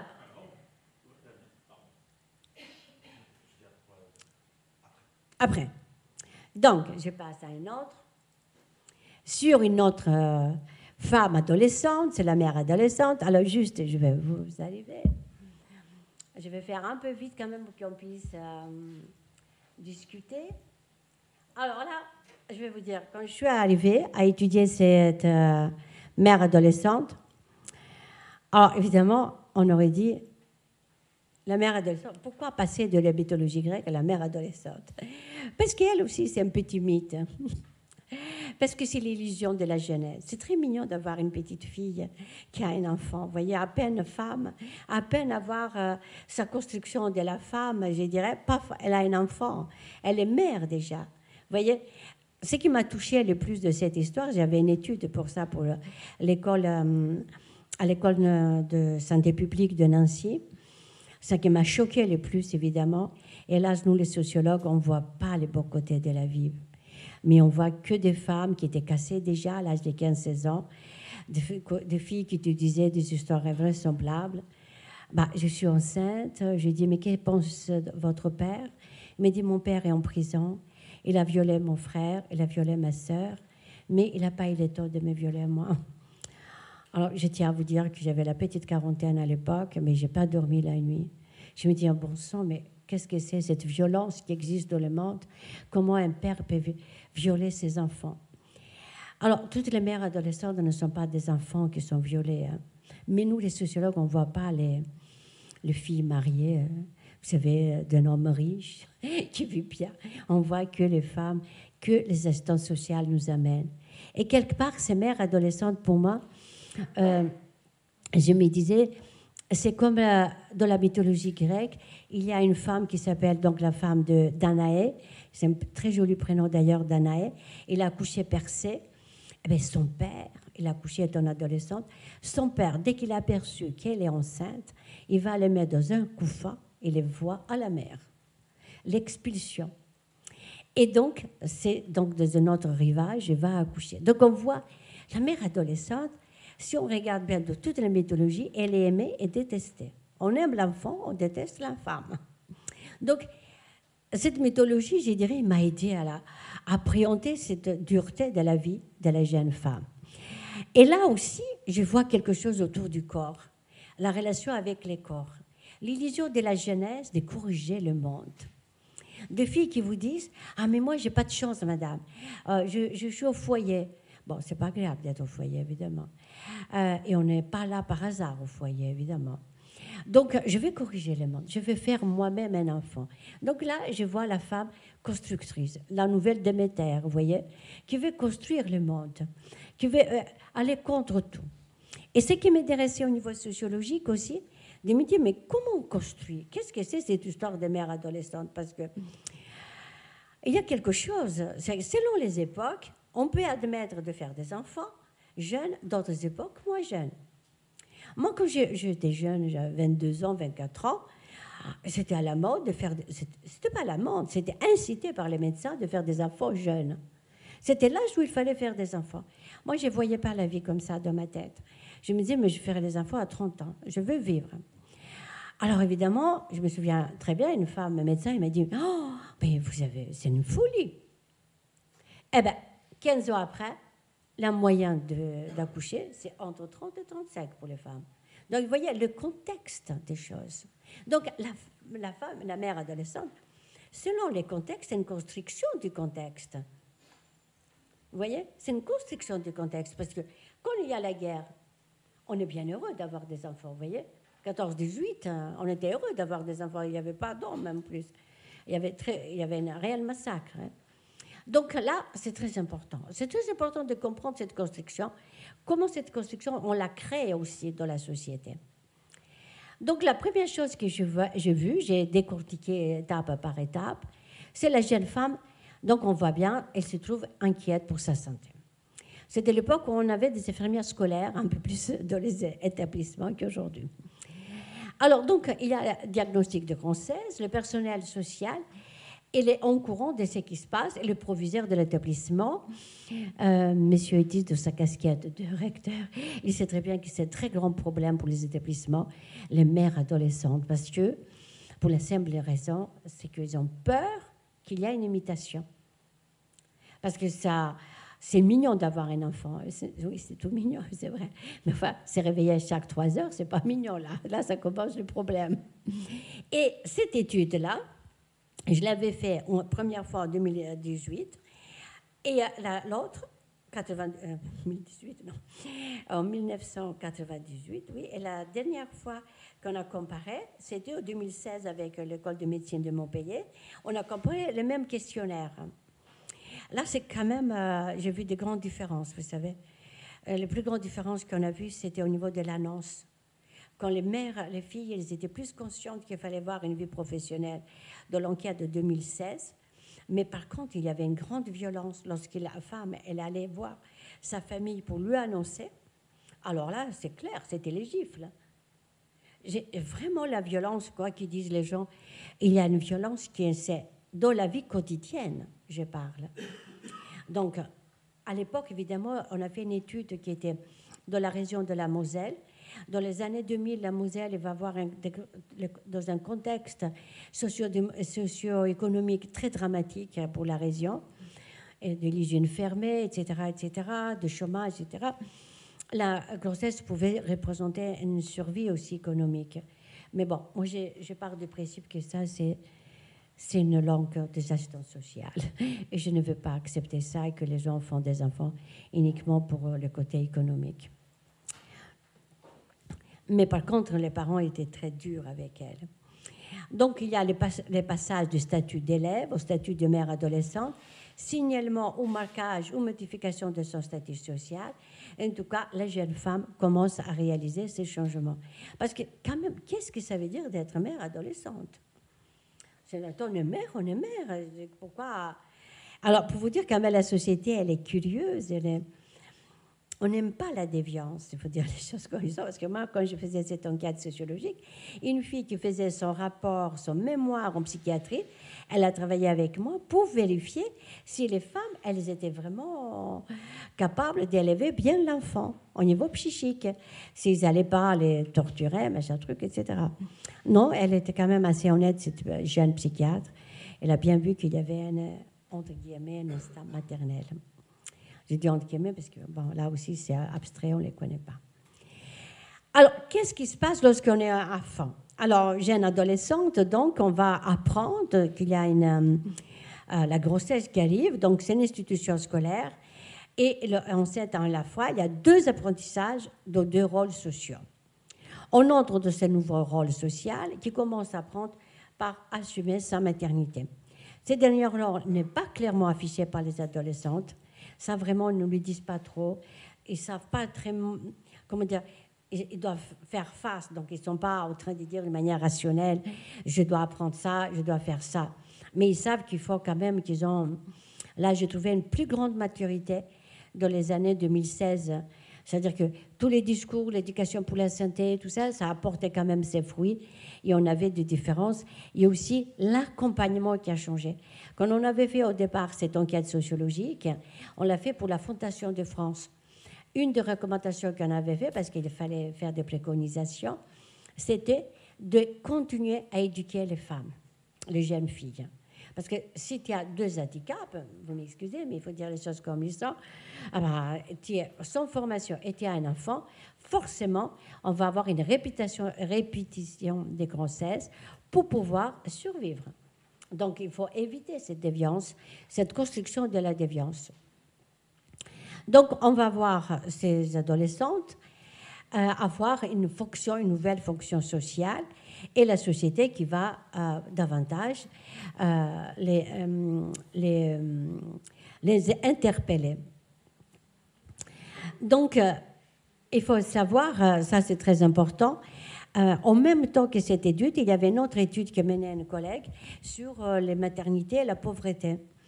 Et il avait posé une question assez astucieuse, c'est de savoir qu'est-ce qui vous pose le plus lorsque vous allez à la maternité. Et une femme nous a dit, ce qui me fait mal, c'est quand la sage-femme me regarde en me disant, n'ouvre pas la bouche, elle me regarde en me disant, ça ne suffit pas que vous êtes pauvre, vous voulez faire aussi un enfant. Donc, c'est ça la normativité. Ça ne veut pas dire que les sages-femmes, elles avaient pensé à ça. Mais elle, dans son regard, il a lu ça. Parce qu'elle porte en elle la normativité. Donc, normalement, c'est interdit pour une sage-femme. Elle a une question d'éthique. On ne peut pas lui dire à l'autre pourquoi tu fais un enfant. Et d'ailleurs, vous savez, c'était une bataille du corps, là. Moi, je me souviens quand il y avait les années SIDA, on avait dit, les médecins, ils disaient, c'est pas moi. Alors, oh là là, il faut absolument, lorsqu'une femme qui a atteint de sida, elle est enceinte, il faut absolument qu'elle avorte. Eh bien, il y a des femmes qui n'ont pas accepté le dogma médical. Eh bien, heureusement, parce qu'ils sont aperçus après les médecins qu'à l'âge de 3 ans, l'enfant rejette les anticorps de la mère. Donc, il n'a peut-être pas atteint du sida. Vous voyez? Et moi, je me souviens très bien parce que je travaillais avec la santé publique à l'époque. Ils m'ont demandé de mener avec une équipe des études comment on va gérer les enfants à l'école atteints de sida parce que la mère, elle avait le sida ou le père. Donc, vous voyez, tout à coup, on est dans une autre configuration. Grâce à la résistance des femmes, ils sont aperçus qu'ils rejettent les anticorps. Donc, vous voyez, c'est quand même intéressant, la bataille avec les corps et aussi le bien-pensant de la société. On ne peut pas dire quand même qu'ils ne savent rien, les médecins. On ne va pas mettre en cause tout le temps. Mais c'était quand même très intéressant. Pour moi, ça m'a interpellée beaucoup, beaucoup, parce que, vous savez, le dogma médical, c'est très difficile à le mettre en cause. Donc, on voit bien que cette mère adolescente, elle va commencer à avoir donc une vie tout à fait différente et elle va apprendre à vivre avec cette différence qui est quand même la grossesse, donc 2 statuts sociaux. La jeune fille commence à être suivie au niveau médical et au fur et à mesure, elle prend conscience de la différence d'âge entre elle et la majorité des autres femmes enceintes. La présence de l'assistante sociale est effective et très vite, elle va connaître ses droits. Comme si elle était une femme et en plus une mère, parents isolés, la préparation pour la pré-grossesse va commencer. Donc, à l'époque, je vous dis il y a plus de 20 ans, à l'époque, on a dit que ça, le problème de la société ne peut pas faire avec les différences. Donc, on va, ou de les groupes minoritaires, on peut dire. Mais, qu'est-ce qu'elle fait? Elle va faire une règle appliquée. Donc, applique la règle de la mère monoparentale. Donc, il va avoir le même droit que n'importe quelle mère monoparentale. Néanmoins, elle a besoin, cette femme, une plus grande attention parce qu'elle est adolescente. C'est pour ça que nous, dans nos préconisations, on a accepté, on a insisté sur l'éducation de la mère. Et en effet, c'était bien avancé. Et les filles, maintenant, elles peuvent laisser les enfants à la crèche et suivre leur scolarité. À cette condition, d'ailleurs, s'ils veulent avoir leur enfant en bonne santé, que ce ne soit pas dans une famille d'accueil, c'est de suivre donc une scolarité. Une fois que les choses administrativement sont mises en route par les différents services sociaux, l'interrogation sur la présence du père biologique est exprimée. En règle générale, le père est absent du discours de la jeune fille, mais aussi de son entourage. Quand j'avais fait cette enquête, et après, quelques années après, j'étais allée au Canada. Donc, je parlais de cette enquête. Les Canadiens, ils étaient outrés quand j'avais dit que tout le monde était d'accord de ne pas s'intéresser au père. Tout le monde me dit, mais quoi? Mais un père, même si l'adolescent, il a besoin de savoir s'il a un enfant ou pas. Pourquoi on doit rejeter le père? C'est spécial, hein? C'est très spécial. Mais par contre, même les médecins, je me souviens de cette enquête, ils m'ont dit texto, il ne faut surtout pas déranger les garçons de ses études. Laissez-les faire. Ce n'est pas parce qu'il a fait une bêtise une nuit qu'il doit être pénalisé à vie. C'est quand même, les Canadiens, ça, je trouvais choquant. Ils me disent, mais c'est pas possible, vous devez vraiment aller chercher le père. Alors, donc, c'est quand même un problème. Maintenant, ça va un peu mieux. Les pères, ils sont plus présents, même s'ils sont aussi dans une situation parfois bancale, je dirais, parce qu'ils n'ont pas de travail, ils ne savent pas où aller, ils sont paumés, etc. Donc, vous voyez, c'est quand même très bien. On voit bien la division de sexe, là. Le père, il ne faut pas les déranger. La fille, c'est pas grave. Elle va se débrouiller. De toute manière, elle est faite pour être mère. Donc, elle a commencé un peu tôt. Mais bon, on va l'aider avec les aides sociales. Donc, le père, il ne fallait pas... L'espace public ne lui donne pas une vraie parole. Hein. D'ailleurs, si on regarde bien au niveau de l'éducation artistique, il y a beaucoup de mères quand même qui amènent leurs enfants au musée. Le mercredi, si les musées sont pleins, c'est parce que les femmes ne travaillent pas, ils amènent les enfants. Hein. Donc, c'était une de mes collègues qui avait trouvé qu'il y avait beaucoup de femmes dans les départements de dinosaures. Et pas par hasard, parce qu'elle amenait les enfants, tout simplement. C'est pas qu'il avait un attachement spécial à dinosaures. Enfin, donc fermons cette parenthèse. Ce que je voulais dire avec ça, c'est qu'au fur et à mesure, la jeune femme est écartée du système scolaire. Elle ressent qu'il n'y a plus sa place, relation donc de réciprocité. Elle rejette l'école quelque part parce qu'elle n'est pas disciplinée aux normes sociales, mais le système scolaire lui fait bien comprendre qu'il doit aucun proviseur.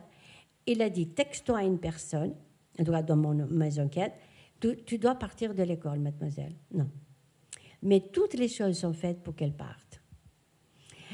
Vraiment parce qu'il faut suivre au fur et à mesure de la grossesse, évidemment, elle n'est pas très à l'aise au début. Et évidemment, la question, c'est la gestion de la sexualité. Par rapport à ce que je vous disais tout à l'heure, là, à peine quelques minutes, la gestion de la sexualité, de l'antiquité, comme vous avez vu, elle est tout à fait différemment. On accepte l'autre avec sa sexualité.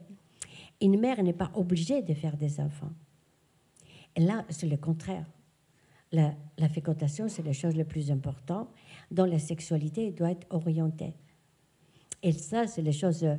Là, on admet, c'est pour ça qu'on admet la mère adolescente, mais le père adolescent dérange la société. Et aussi, la sexualité dérange la société. Là-dessus, je ne serais pas en désaccord avec Foucault.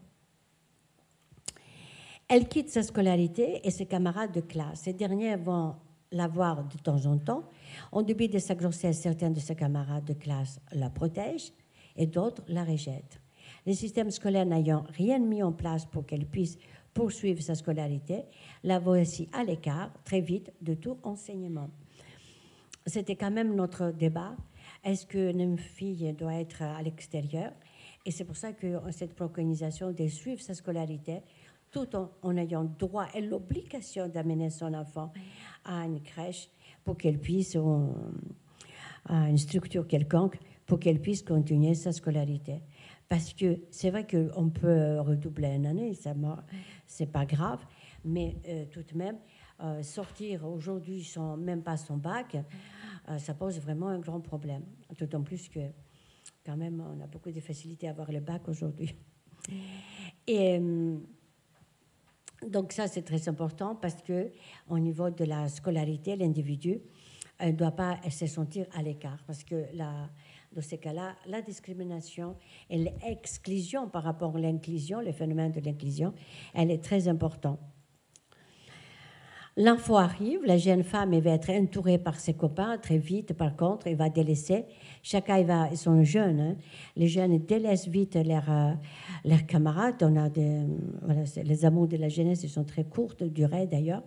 Dans certains cas, sa mère ou son milieu proche, ils vont être là. D'autres, il va être complètement rejeté. Et c'est les services sociaux qui vont prendre les choses en main.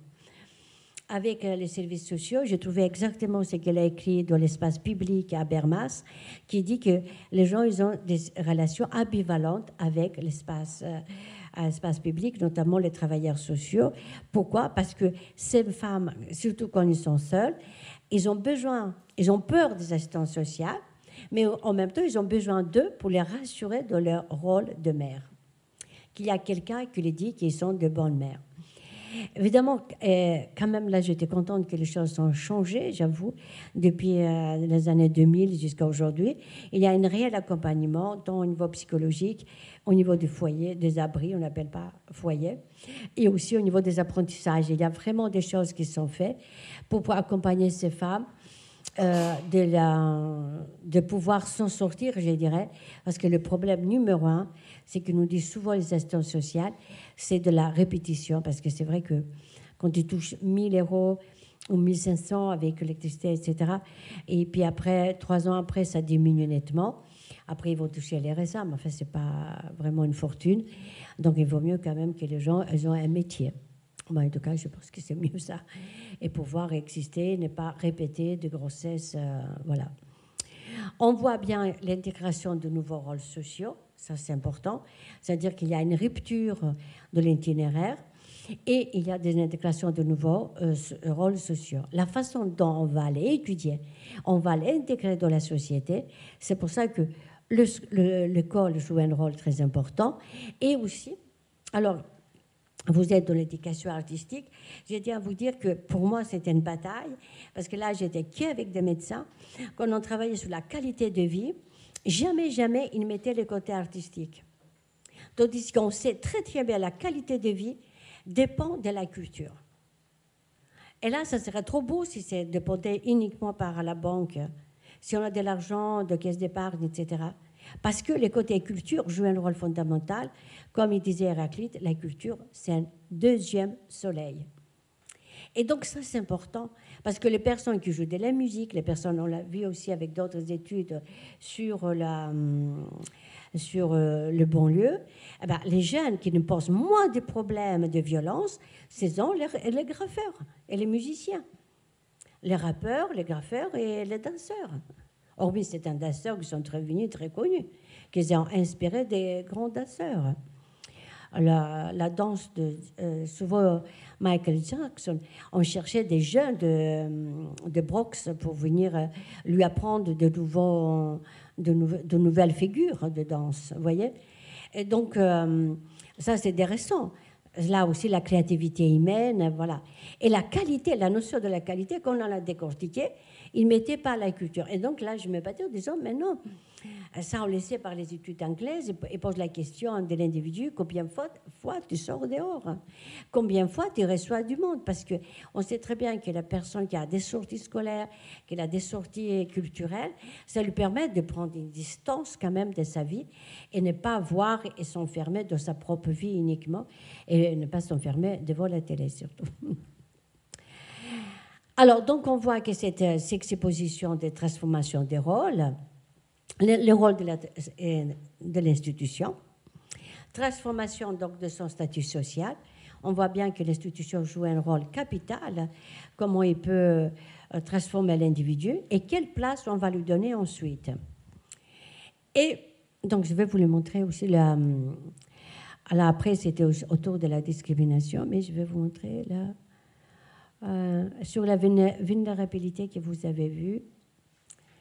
C'est parce que, évidemment, voilà, là, je voulais le mettre. C'est le livre, donc la couverture du livre sur les mères adolescentes. C'est un ami qui m'a fait un super cadeau de me faire cette couverture. Il s'appelle Stéphane Créti, qui est fait de... comment on l'appelle, Stéphane Créti, qui travaille au niveau de bande dessinée. Il m'a fait cette couverture que je trouve très, très belle. Cet isolement de la mère. On voit bien que si cet isolement, c'est ça que je vous disais, c'est parce que pour qu'il n'y ait pas d'imitation, vous voyez, la peur de la sexualité. Et d'ailleurs, les Américains, ils avaient très bien compris ça. C'est ce qui décrit ma collègue sage-femme, Camille Poussin, c'est-à-dire en disant, il a pris l'exemple de certaines écoles. On a fait des stages. On a pris les femmes, les mères, les jeunes filles de 16-17 ans, on les a mis avec des poupées. Et maintenant, on a des super poupées. C'est-à-dire, ils prennent le biberon, ils peuvent faire leurs besoins, et ils peuvent pleurer, faire semblant de pleurer avec des larmes. Donc, des super poupées. Donc, on a fait ça. Et chaque 3 heures, les poupées étaient réclamées de manger. Alors, quand les jeunes filles ils ont vu que, d'accord, c'est mignon un bébé, mais c'est aussi crevant de s'occuper d'un enfant chaque 3 heures, ils arrêtaient d'avoir ces désirs, vous voyez. Donc là, si on parlait de mères adolescentes, on peut dire que c'est la conduite hors norme. La jeunesse, donc, sans ressources, donc il y a une vulnérabilité réelle, pas de diplôme. Les diplômes, c'est pour pouvoir monnayer une place pour surmonter la situation. Situation conflictuelle, évidemment, la grossesse d'une mère adolescente, surtout une fille qui veut garder l'enfant, il y aura 2 problèmes. Il y a des tensions sociales de la famille. Aucune mère d'une mère adolescente accepte ça. Mais bon, il y a des dispositifs sociaux qui vont être en place et aussi le fait comment il va élever l'enfant. Donc, on voit bien que c'est pour ça que j'appelle c'est une illusion de la jeunesse. Les jeunes pensent toujours qu'ils veulent améliorer et construire un autre nouveau monde. Et mais là, avec l'âge adulte, on revient sur notre patte. J'ai envie de dire, le monde, il est très lent pour que ça change. Très lent, très lent. Il faut vraiment être très patient et peut-être des choses qui vont changer, on ne les verra pas dans notre propre vie. Donc, on voit bien que cette femme, elle va se battre pour corriger le monde à travers son propre corps. Et je vais arrêter là parce que j'aimerais bien vous laisser la parole aussi. C'est que je voulais montrer aussi avec ces cas concrets de la mère adolescente, une notion d'être discréditée et discréditable. Discrédité, ça veut dire une catégorie que, comme telle, vous voyez, d'être adolescent, on est toujours discrédité quelque part. On peut être vite discrédité, je dirais.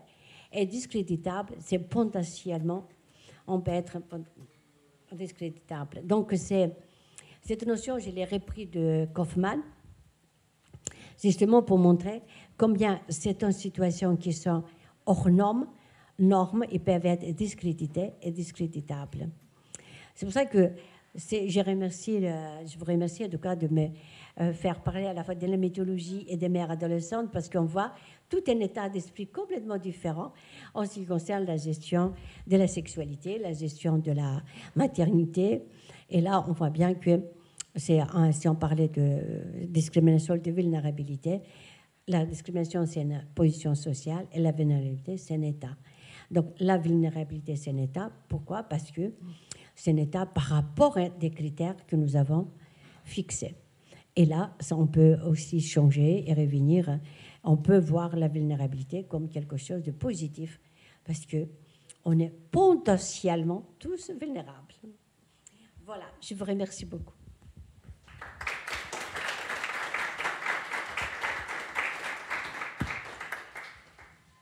Merci beaucoup, Antigone. Il nous reste une vingtaine de minutes pour évoquer quelques questions. Si vous en avez, je crois que Damien avait... quels sont dans la salle? Bonjour, Stéphanie Pourquier-Jacquin, maître de conférence à l'INSEAC. Merci beaucoup de votre présentation. C'est un plaisir de vous entendre à la fois sur le pendant mythologique et puis sur cette préoccupation sociologique qu'est les mères adolescentes. Et en vous entendant, je me rappelais aussi que dans les années 90, c'était un leitmotiv des émissions de Jean-Luc Delarue, où très souvent les mères adolescentes étaient invitées sur les plateaux de télé pour témoigner de cette grossesse qu'elles avaient subie pour la grande majorité. Et en 2010, il y a un film qui est sorti, que je conseille d'ailleurs aux étudiants parce qu'il se passe à Lorient. C'est le film de Delphine et Muriel Coulin qui s'appelle 17 filles et qui est l'adaptation d'un fait américain qui raconte l'histoire de jeunes filles qui font, depuis un accident, une grossesse non désirée, un vrai pacte social entre elles sur le fait alors j'aime pas l'expression de tomber enceinte, mais de vivre une grossesse ensemble, comme un moyen de s'affranchir finalement du modèle social qu'elles subissent dans leur milieu, qui est un milieu très populaire dans la banlieue de Lorient. Ma question sur vos recherches, c'est est-ce que vous avez fait opérer ce distinguo entre ces grossesses qui ont été subies, souvent par accident, par manque d'informations sur la contraception de ces jeunes filles et manque d'accompagnement, ou ce cas justement où les grossesses de ces mères adolescentes qui sont dans les mêmes tranches d'âge font finalement ce choix, parce qu'on voit aussi s'opérer des choix justement pour vous parliez de bataille du corps. C'est aussi le moyen de se réapproprier son propre corps et au-delà sa propre situation sociale. Alors, merci pour la question. C'est vrai, c'est une question très importante parce qu'au niveau sociologique, on sait très bien que dans le milieu populaire, la mère, elle est très importante. Donc, les mères est très importante. Souvent, les femmes, les jeunes filles, surtout s'ils sont un peu déconsidérés, mauvais élèves, donc ils n'ont pas vraiment un statut de reconnaissance, c'est important, et vont utiliser la grossesse comme un moyen comme vous l'avez vu dans les films, un moyen, c'est pour ça que j'appelle l'illusion de la jeunesse. J'appelle aussi, c'est contre-culture, on dirait. Vraiment, on va faire l'enfant, on va corriger, on va lui donner l'amour. Évidemment, on ne peut pas dire qu'il ne donne pas l'amour. Faut pas... L'amour n'est pas propre à une catégorie d'âge. Hein. C'est plutôt les liens psychiques que peut avoir une mère avec son enfant. Donc là, on va voir des réponses à la société et aussi, il se donne un statut social. Un statut social qui est très important. Ça, on ne peut pas le nier. Et on cherche ce statut social à travers la maternité. Alors, évidemment, la question de contraceptif, parce que jamais on a eu de contraceptif aussi performant. Mais néanmoins, comme par hasard, soit ils ont oublié, soit ils pensaient qu'il allait faire l'effet un mois après, mais il n'a pas fait l'effet. Alors, évidemment, on peut se poser la question, pourquoi on n'avorte pas? Parce qu'en France, l'avortement est quand même libre, on peut avorter aussi. Alors, moi, j'ai posé la question, mais quand même, j'avoue que là-dessus, on a eu un discours très, très mitigé de la part des professionnels. Hein. Les professionnels poussent à l'accouchement. Hein. Donc, si les gamines, ils sont en révolte contre la mère, il y a un cas d'ailleurs à Narbonne, la fille, elle avait 15-16 ans, son compagnon, il a accepté la grossesse au départ, mais quand il a vu que, bon, la grossesse c'est long quand même, c'est 9 mois, que lui, il avait 20 ans, il a eu des violences, donc ils étaient obligés de se séparer. Elle est retournée à la mère, et la mère, il lui disait de faire l'avortement. Donc elle n'a pas accepté, mais la dernière minute, il dit, d'accord, on va aller à la maternité. En arrivant à la maternité, la sage-femme et l'assistante sociale qui était là, il dit, madame, vous n'avez pas le droit, il dit à la mère, de pousser à votre enfant, parce que c'est votre enfant, de faire un avortement. Donc, vous n'avez rien à dire. Donc, sortez de la salle, c'est à elle de décider. Mais évidemment, la gamine, elle a décidé de garder l'enfant. Donc, vous voyez, c'est pas aussi simple, hein, vous voyez, là-dessus. Là, ça posait un problème d'éthique pour moi, majeur, parce que qu'est-ce que ça veut dire de la mère n'a pas droit, est-ce qu'ils vont prendre en charge l'enfant non plus, hein, donc ça pose un problème. Mais par contre, c'est vrai que les moyens contraceptifs, il y a un tout petit peu bancal l'histoire, hein, c'est toujours ça pose un peu de problème. Voilà votre question. Merci beaucoup pour votre intervention. Je suis Zoé Lagnès, je suis doctorante en 3e année à l'INSEAD du CNAM, sous la direction d'Emmanuel, Damien et Raphaël. Et je travaille sur l'évaluation de l'éducation artistique et culturelle. Donc je travaille sur un terrain qui peut être parfois un peu émotionnel, vu que je rencontre des enfants en construction. Donc ça touche forcément à ce que je suis. Et je me demandais, vous, dans votre recherche, est-ce que vous pourriez nous raconter de ce que ça fait de travailler sur un terrain qui peut être considéré comme sensible en tant que sociologue, mais également en tant qu'individu?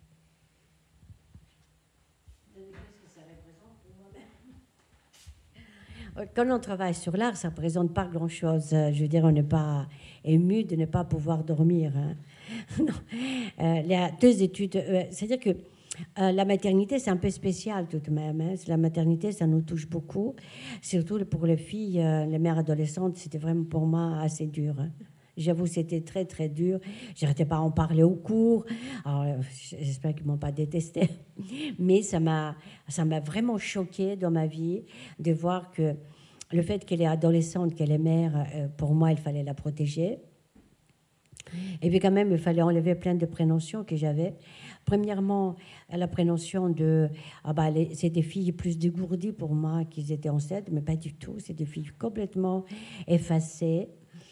Mauvais élèves, donc c'était pas du tout cette reconnaissance. Je pensais qu'ils seraient plus en révolte avec la mère, mais non, au contraire, ils avaient magnifié le rôle de la mère, donc ça c'est une chose. Et puis à l'époque aussi, j'avais mené une autre enquête sociologique sur la femme enceinte et le milieu professionnel, et j'avais vu qu'on posait beaucoup de questions sur le corps. Et pour la femme mère adolescente, on ne posait aucune question. Quels sont ses rapports avec le corps? Et donc, 20 ans presque après, j'ai dit à l'école des sages-femmes de Montpellier, j'ai dit non, là, il faut qu'on pose des questions sur le corps. C'est-à-dire que nous-mêmes, on l'a vu tellement comme un cas social. Vous voyez, on a négligé que cette femme, elle était jeune, elle avait un rapport avec son corps. Elle pouvait avoir peur de voir ses ventres qui grossissent tout à coup et qu'elle ne pouvait pas s'occuper de ses chaussures, qu'elle voulait pas... Il avait plein de petits problèmes qui peuvent exister et on les négligeait.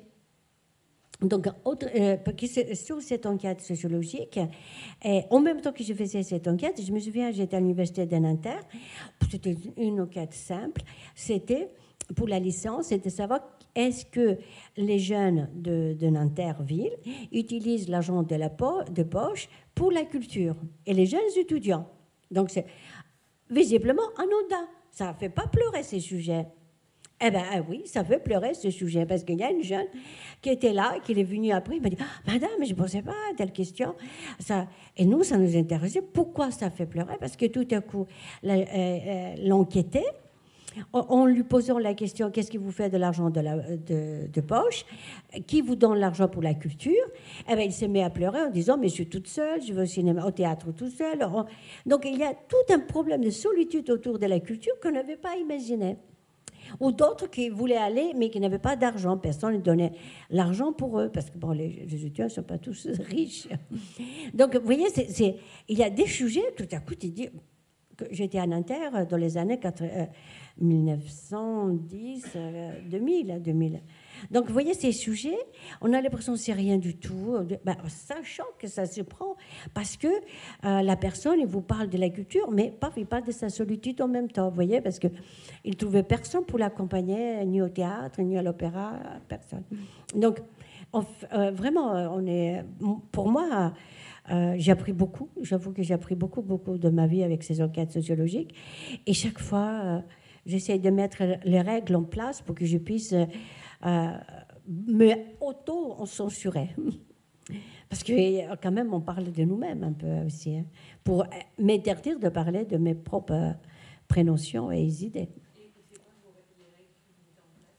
Les règles que j'aimais déjà, suivre bien les questionnaires, j'ai envie de dire, de faire des tests auprès des jeunes. Un autre test qu'on avait fait, c'était une grande étude sociologique pour l'alimentation avec la faculté de médecine. C'était moi, donc sociologue. À l'époque, j'avais au moins 15 heures de cours à 4 écoles de sages-femmes de France, donc 4, hein, donc ça veut dire 14 multiplié par 4. Et mon collègue qui était psychosociologue et une diététicienne qui travaillait avec nous. Et quand elle travaillait avec nous, cette diététicienne, elle était toute seule, elle avait toute seule les enfants. Bon, on était bien élevés, on ne lui a pas posé la question si son mari était mort ou ils sont séparés, on ne savait pas. Mais n'empêche qu'à la question qui fait les repas à la maison, c'était mère-père. On n'a pas mis autre chose. On retourne les questionnaires chez les jeunes, c'était une enquête auprès des jeunes. Quand on a posé la question, les jeunes, ils ont effacé. Ils ont dit mère-père, ils ont ajouté beau-père, belle-mère. Donc, vous voyez, c'est ça la réalité sociale, par contre. Nous, et là, ça, je n'oublierai jamais dans ma vie, comment ça se fait que nous, qu'on savait qu'il y avait des familles recomposées, on ne peut pas, on n'a pas mis ça. Comment ça se fait qu'on n'a pas mis? Parce que, en plus, ça touchait la nourriture, donc on travaillait avec nos archétypes, tout simplement. Donc, c'est pareil pour tous les couples qui peuvent être... différents de tous les autres couples. Vous voyez comment on va les intégrer dans l'enquête. Ça va être un grand problème maintenant, au fur et à mesure des couples homosexuels qui ont des enfants. Comment on va mettre? Comment on va les mettre? Je ne sais pas comment ils font, les collègues. Qu'est-ce qu'ils mettent? Mère, voilà, tante, comment on l'appelle? Vous voyez, ça, c'est un grand problème. Ce sont des questions qui sont très importantes pour... une autre enquête sociologique, c'était à propos du racisme. On n'est pas être raciste. Avec l'école du Louvre, ça, on va faire une enquête au Louvre, au musée du Louvre. On dit, cette enquête, on ne faisait que l'hiver, janvier, février. Alors, on s'est passé des heures à discuter. C'était Madame Fontaine, quelque chose comme ça s'appelait, la responsable du public du musée du Louvre. Je me disais, mais comment on va faire? Comment on va dire à un homme qui est africain, êtes-vous africain de France, messieurs, ou vous êtes africain de l'Afrique, ou vous êtes africain d'Amérique? Qu'est-ce qu'on va dire? On a passé des heures à discuter. Enfin, on dit, bah, écoutez, on va sur le terrain, on voit bien. Eh bien, janvier, février, il n'y avait aucune personne d'origine africaine qui est venue au musée. Donc, on n'a pas eu à poser la question. Donc, vous voyez, ces règles sont importantes parce qu'on se prépare en même temps. Les étudiants étaient préparés de poser parce qu'on voulait faire une étude sur les personnes françaises. Donc, la France, elle est multiculturelle maintenant. Elle est multiraciale, on peut dire aussi, si on parlait comme les anglo-saxons, vous voyez. Donc ça, pour moi, c'est une très bonne école, parce que sinon, on répète ce qu'on veut entendre, vous voyez.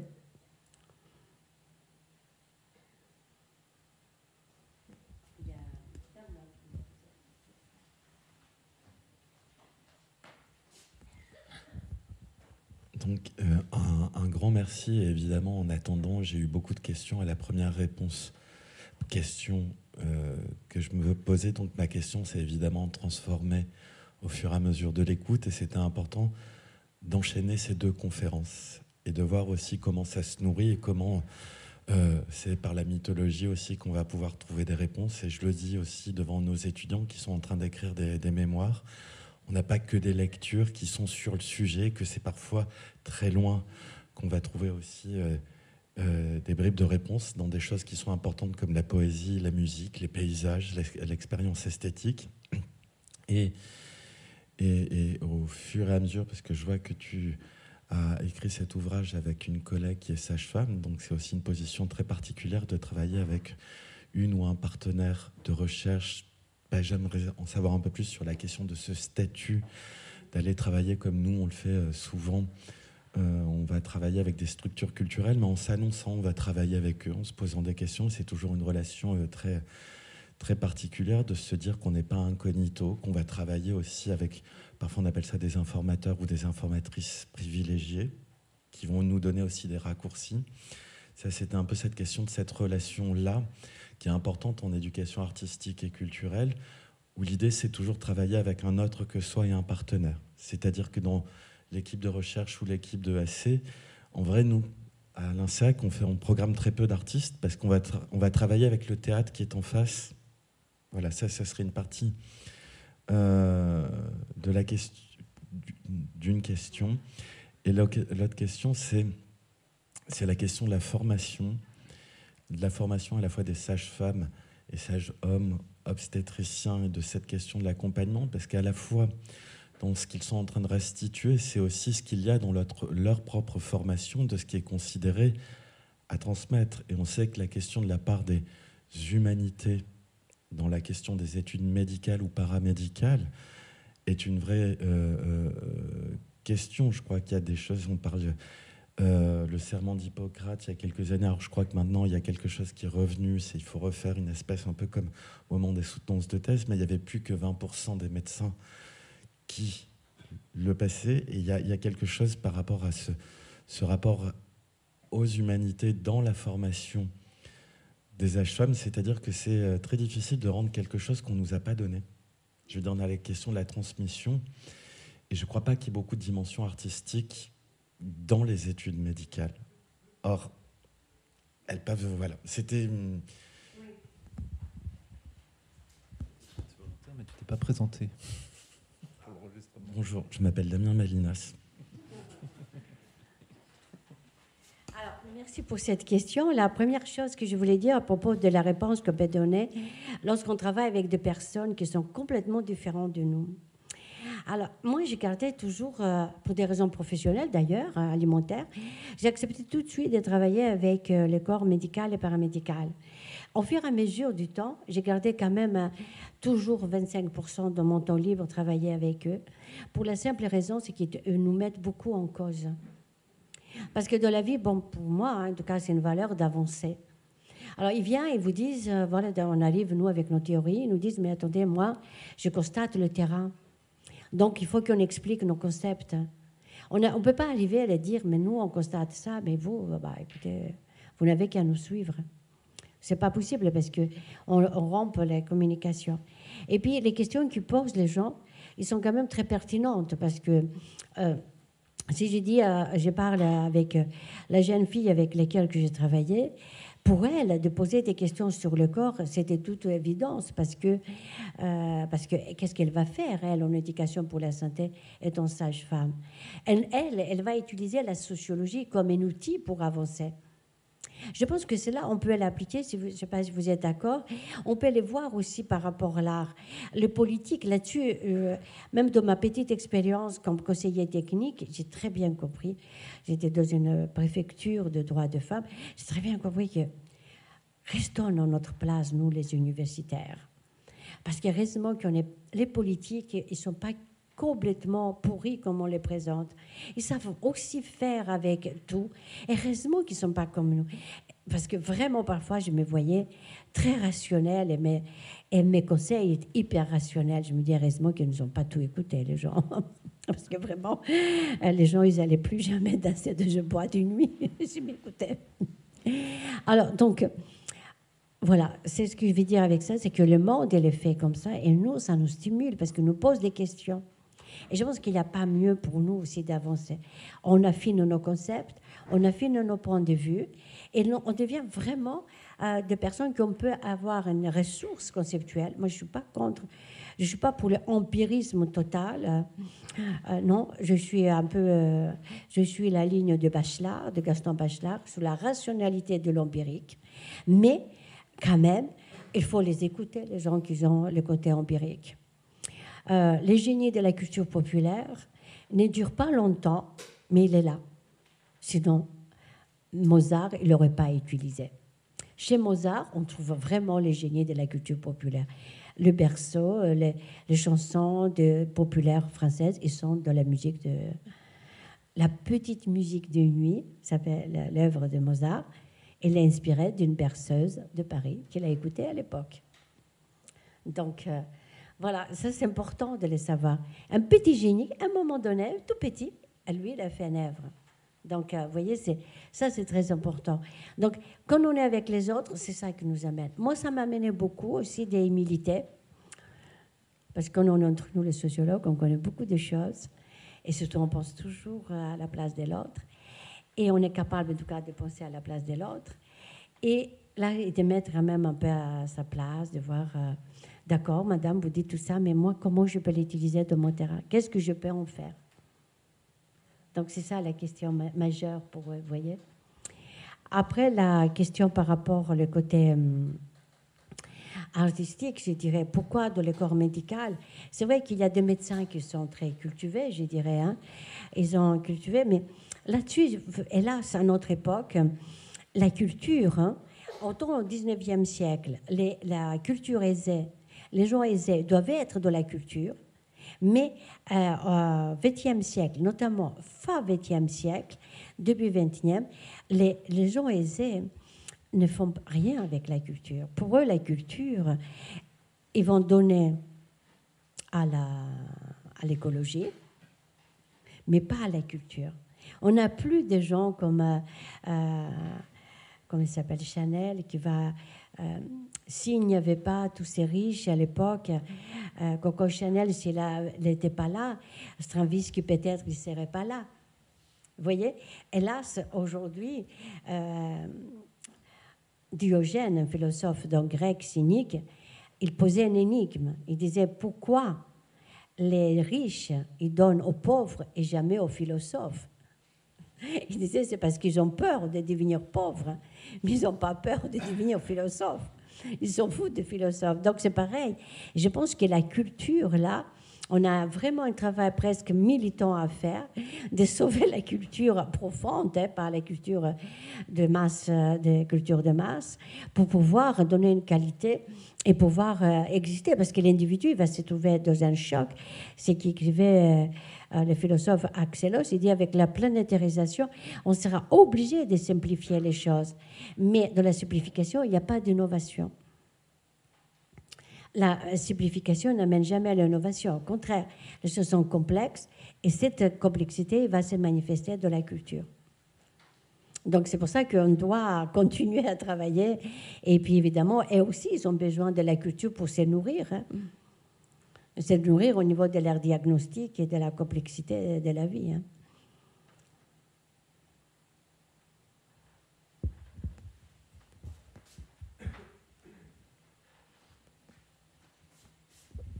Merci beaucoup, moi aussi, merci pour ces deux conférences qui doivent nous intriguer, si je peux me permettre, Antigone. Le fait d'avoir voulu ici joindre ces deux conférences qui correspondent à deux types de champs de travaux particuliers, il y a forcément une articulation que tu nous laisses découvrir entre les deux, une intention. Moi, j'ai toujours été très touché sur ta façon d'aborder les travaux. On revoit encore cette trace dans ce très beau livre sur avant-garde et contre-culture que tu as co-signé. Ces mises en relation qui peuvent sembler voilà, pas forcément évidentes entre ce polythéisme grec et cette position de la femme là et ce travail sur les mères adolescentes. Quel lien tu fais? Qu'est-ce qui, j'allais dire, épistémologiquement détermine tes objets de recherche ou te conduit à avoir cet intérêt ou ces focales là-dessus? Quel est le fil d'Ariane que tu tires entre les deux?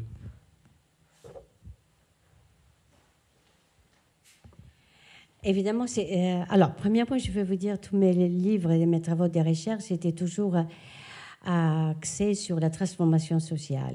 C'est la première chose. Ce qui m'intéressait dans ma vie, des savoirs qui m'intéressent toujours, c'est qui fait bouger les choses. Voilà, ça c'est vraiment très important pour moi. Je n'ai jamais accepté le monde statique. Ça sera ma plus grande opposition que j'avais avec l'habitus, par exemple. Alors la question, elle est majeure hein, sur quel est le fil conducteur de mes travaux. D'une part, j'avais constaté que chez les femmes, je l'avais constaté quand j'étais jeune moi-même, elles se jouaient beaucoup à travers les corps. Les femmes, la première chose qu'on ait revendiqué, le vote. Et le vote, c'est un espace public. C'est une femme politicienne, une femme qui a une vie politique. Et puis, qu'est-ce qu'elle fait? Elle descend dans la rue. Bon, elle va commencer par son corps. Je vais gérer mon corps, je vais gérer ma sexualité. Alors là, je me dis, il y a quelque chose autour du corps. C'est-à-dire la représentation du corps qu'on a, elle est différente. C'est peut-être la grande différence avec l'homme aussi. Comment il se joue les enjeux de sociétal à travers notre propre corps. Donc ça m'intéressait, d'où je suis venue après sur la question de la mythologie, parce que justement, je ne sais pas comment c'est arrivé d'ailleurs au Col du Louvre dans une discussion avec mes étudiantes, je lui dis, mais nous les femmes, ces déesses dont je parlais depuis tout à l'heure, mais on les vit toute une vie. On peut commencer par Artémis, à l'âge de 20 ans devenir Aphrodite, devenir ensuite mère, Héra, et mourir comme Estia, c'est-à-dire la femme au foyer. On peut vivre ça dans notre vie. Vous voyez? Donc, on peut avoir une vie qui nous remplit par des rôles sociaux. Et évidemment, la mythologie, elle a cette liberté de la pensée dont je parlais tout à l'heure. Et cette jeune fille qui va jouer avec son corps étant mère adolescente, en disant, comme l'a dit votre collègue tout à l'heure, moi, je veux faire des enfants pour que ma vie soit meilleure. C'est pas sûr que la vie est meilleure, parce que ça, comme, de manière rationnelle, technocratique, impossible qu'il soit meilleur, parce que ça accentue les problèmes. Mais le dynamisme intérieur de l'homme peut lui faire bouger des limites. On sait très bien que la fait d'avoir un enfant, ça donne, chez la mère, il donne beaucoup de puissance chez la femme. Et chez l'homme aussi. C'est pour ça que je disais, mais c'est pas possible, pourquoi vous négligez les hommes? Donc mon fil conducteur, c'est la transformation sociale. Voilà.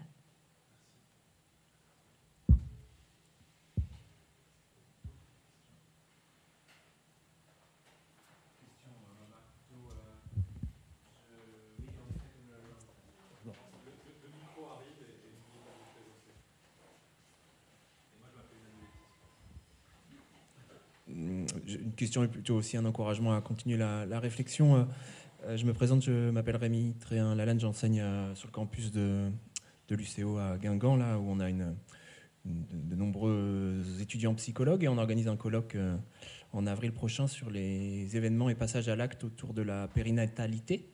Donc justement, tout ce qui se joue au niveau psychique autour de la natalité, autour de la grossesse. Et c'est vrai que là, on est un peu, enfin je pense comme Emmanuel Thies et d'autres, friands de voir quelle articulation plus profonde on aurait pu avoir entre vos deux conférences, mais au moins le désir est là de creuser, de voir comment la mythologie grecque peut permettre de comprendre ce qui se joue aussi peut-être dans les mécanismes psychiques de ces jeunes femmes qui font le choix de porter un enfant si jeune. Voilà, merci beaucoup, c'était très original en tout cas d'avoir ces deux exposés l'un après l'autre sur cette question à la fois sociale et à la fois psychologique.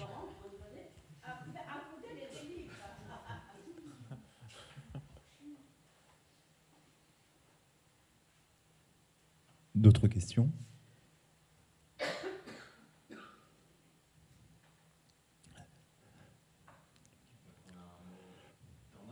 Juste dire que Céline Vignon, libraire des mots et des images, est arrivée pour présenter les livres là, mais non, j'ai pas de réaction à part.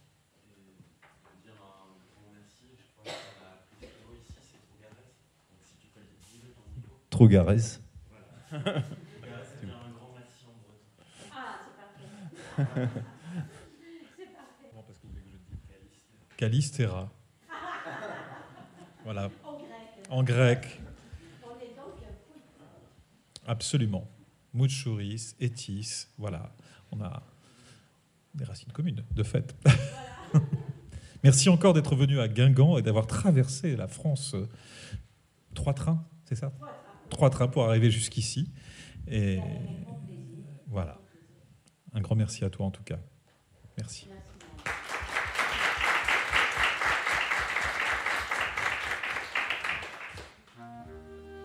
Si vous avez aimé ce podcast, faites-le nous savoir avec un pouce bleu et n'hésitez pas à vous abonner pour être informé de nos prochaines diffusions. Merci de votre écoute. Fermez les yeux pour mieux voir. L'INSEAC du CNAM.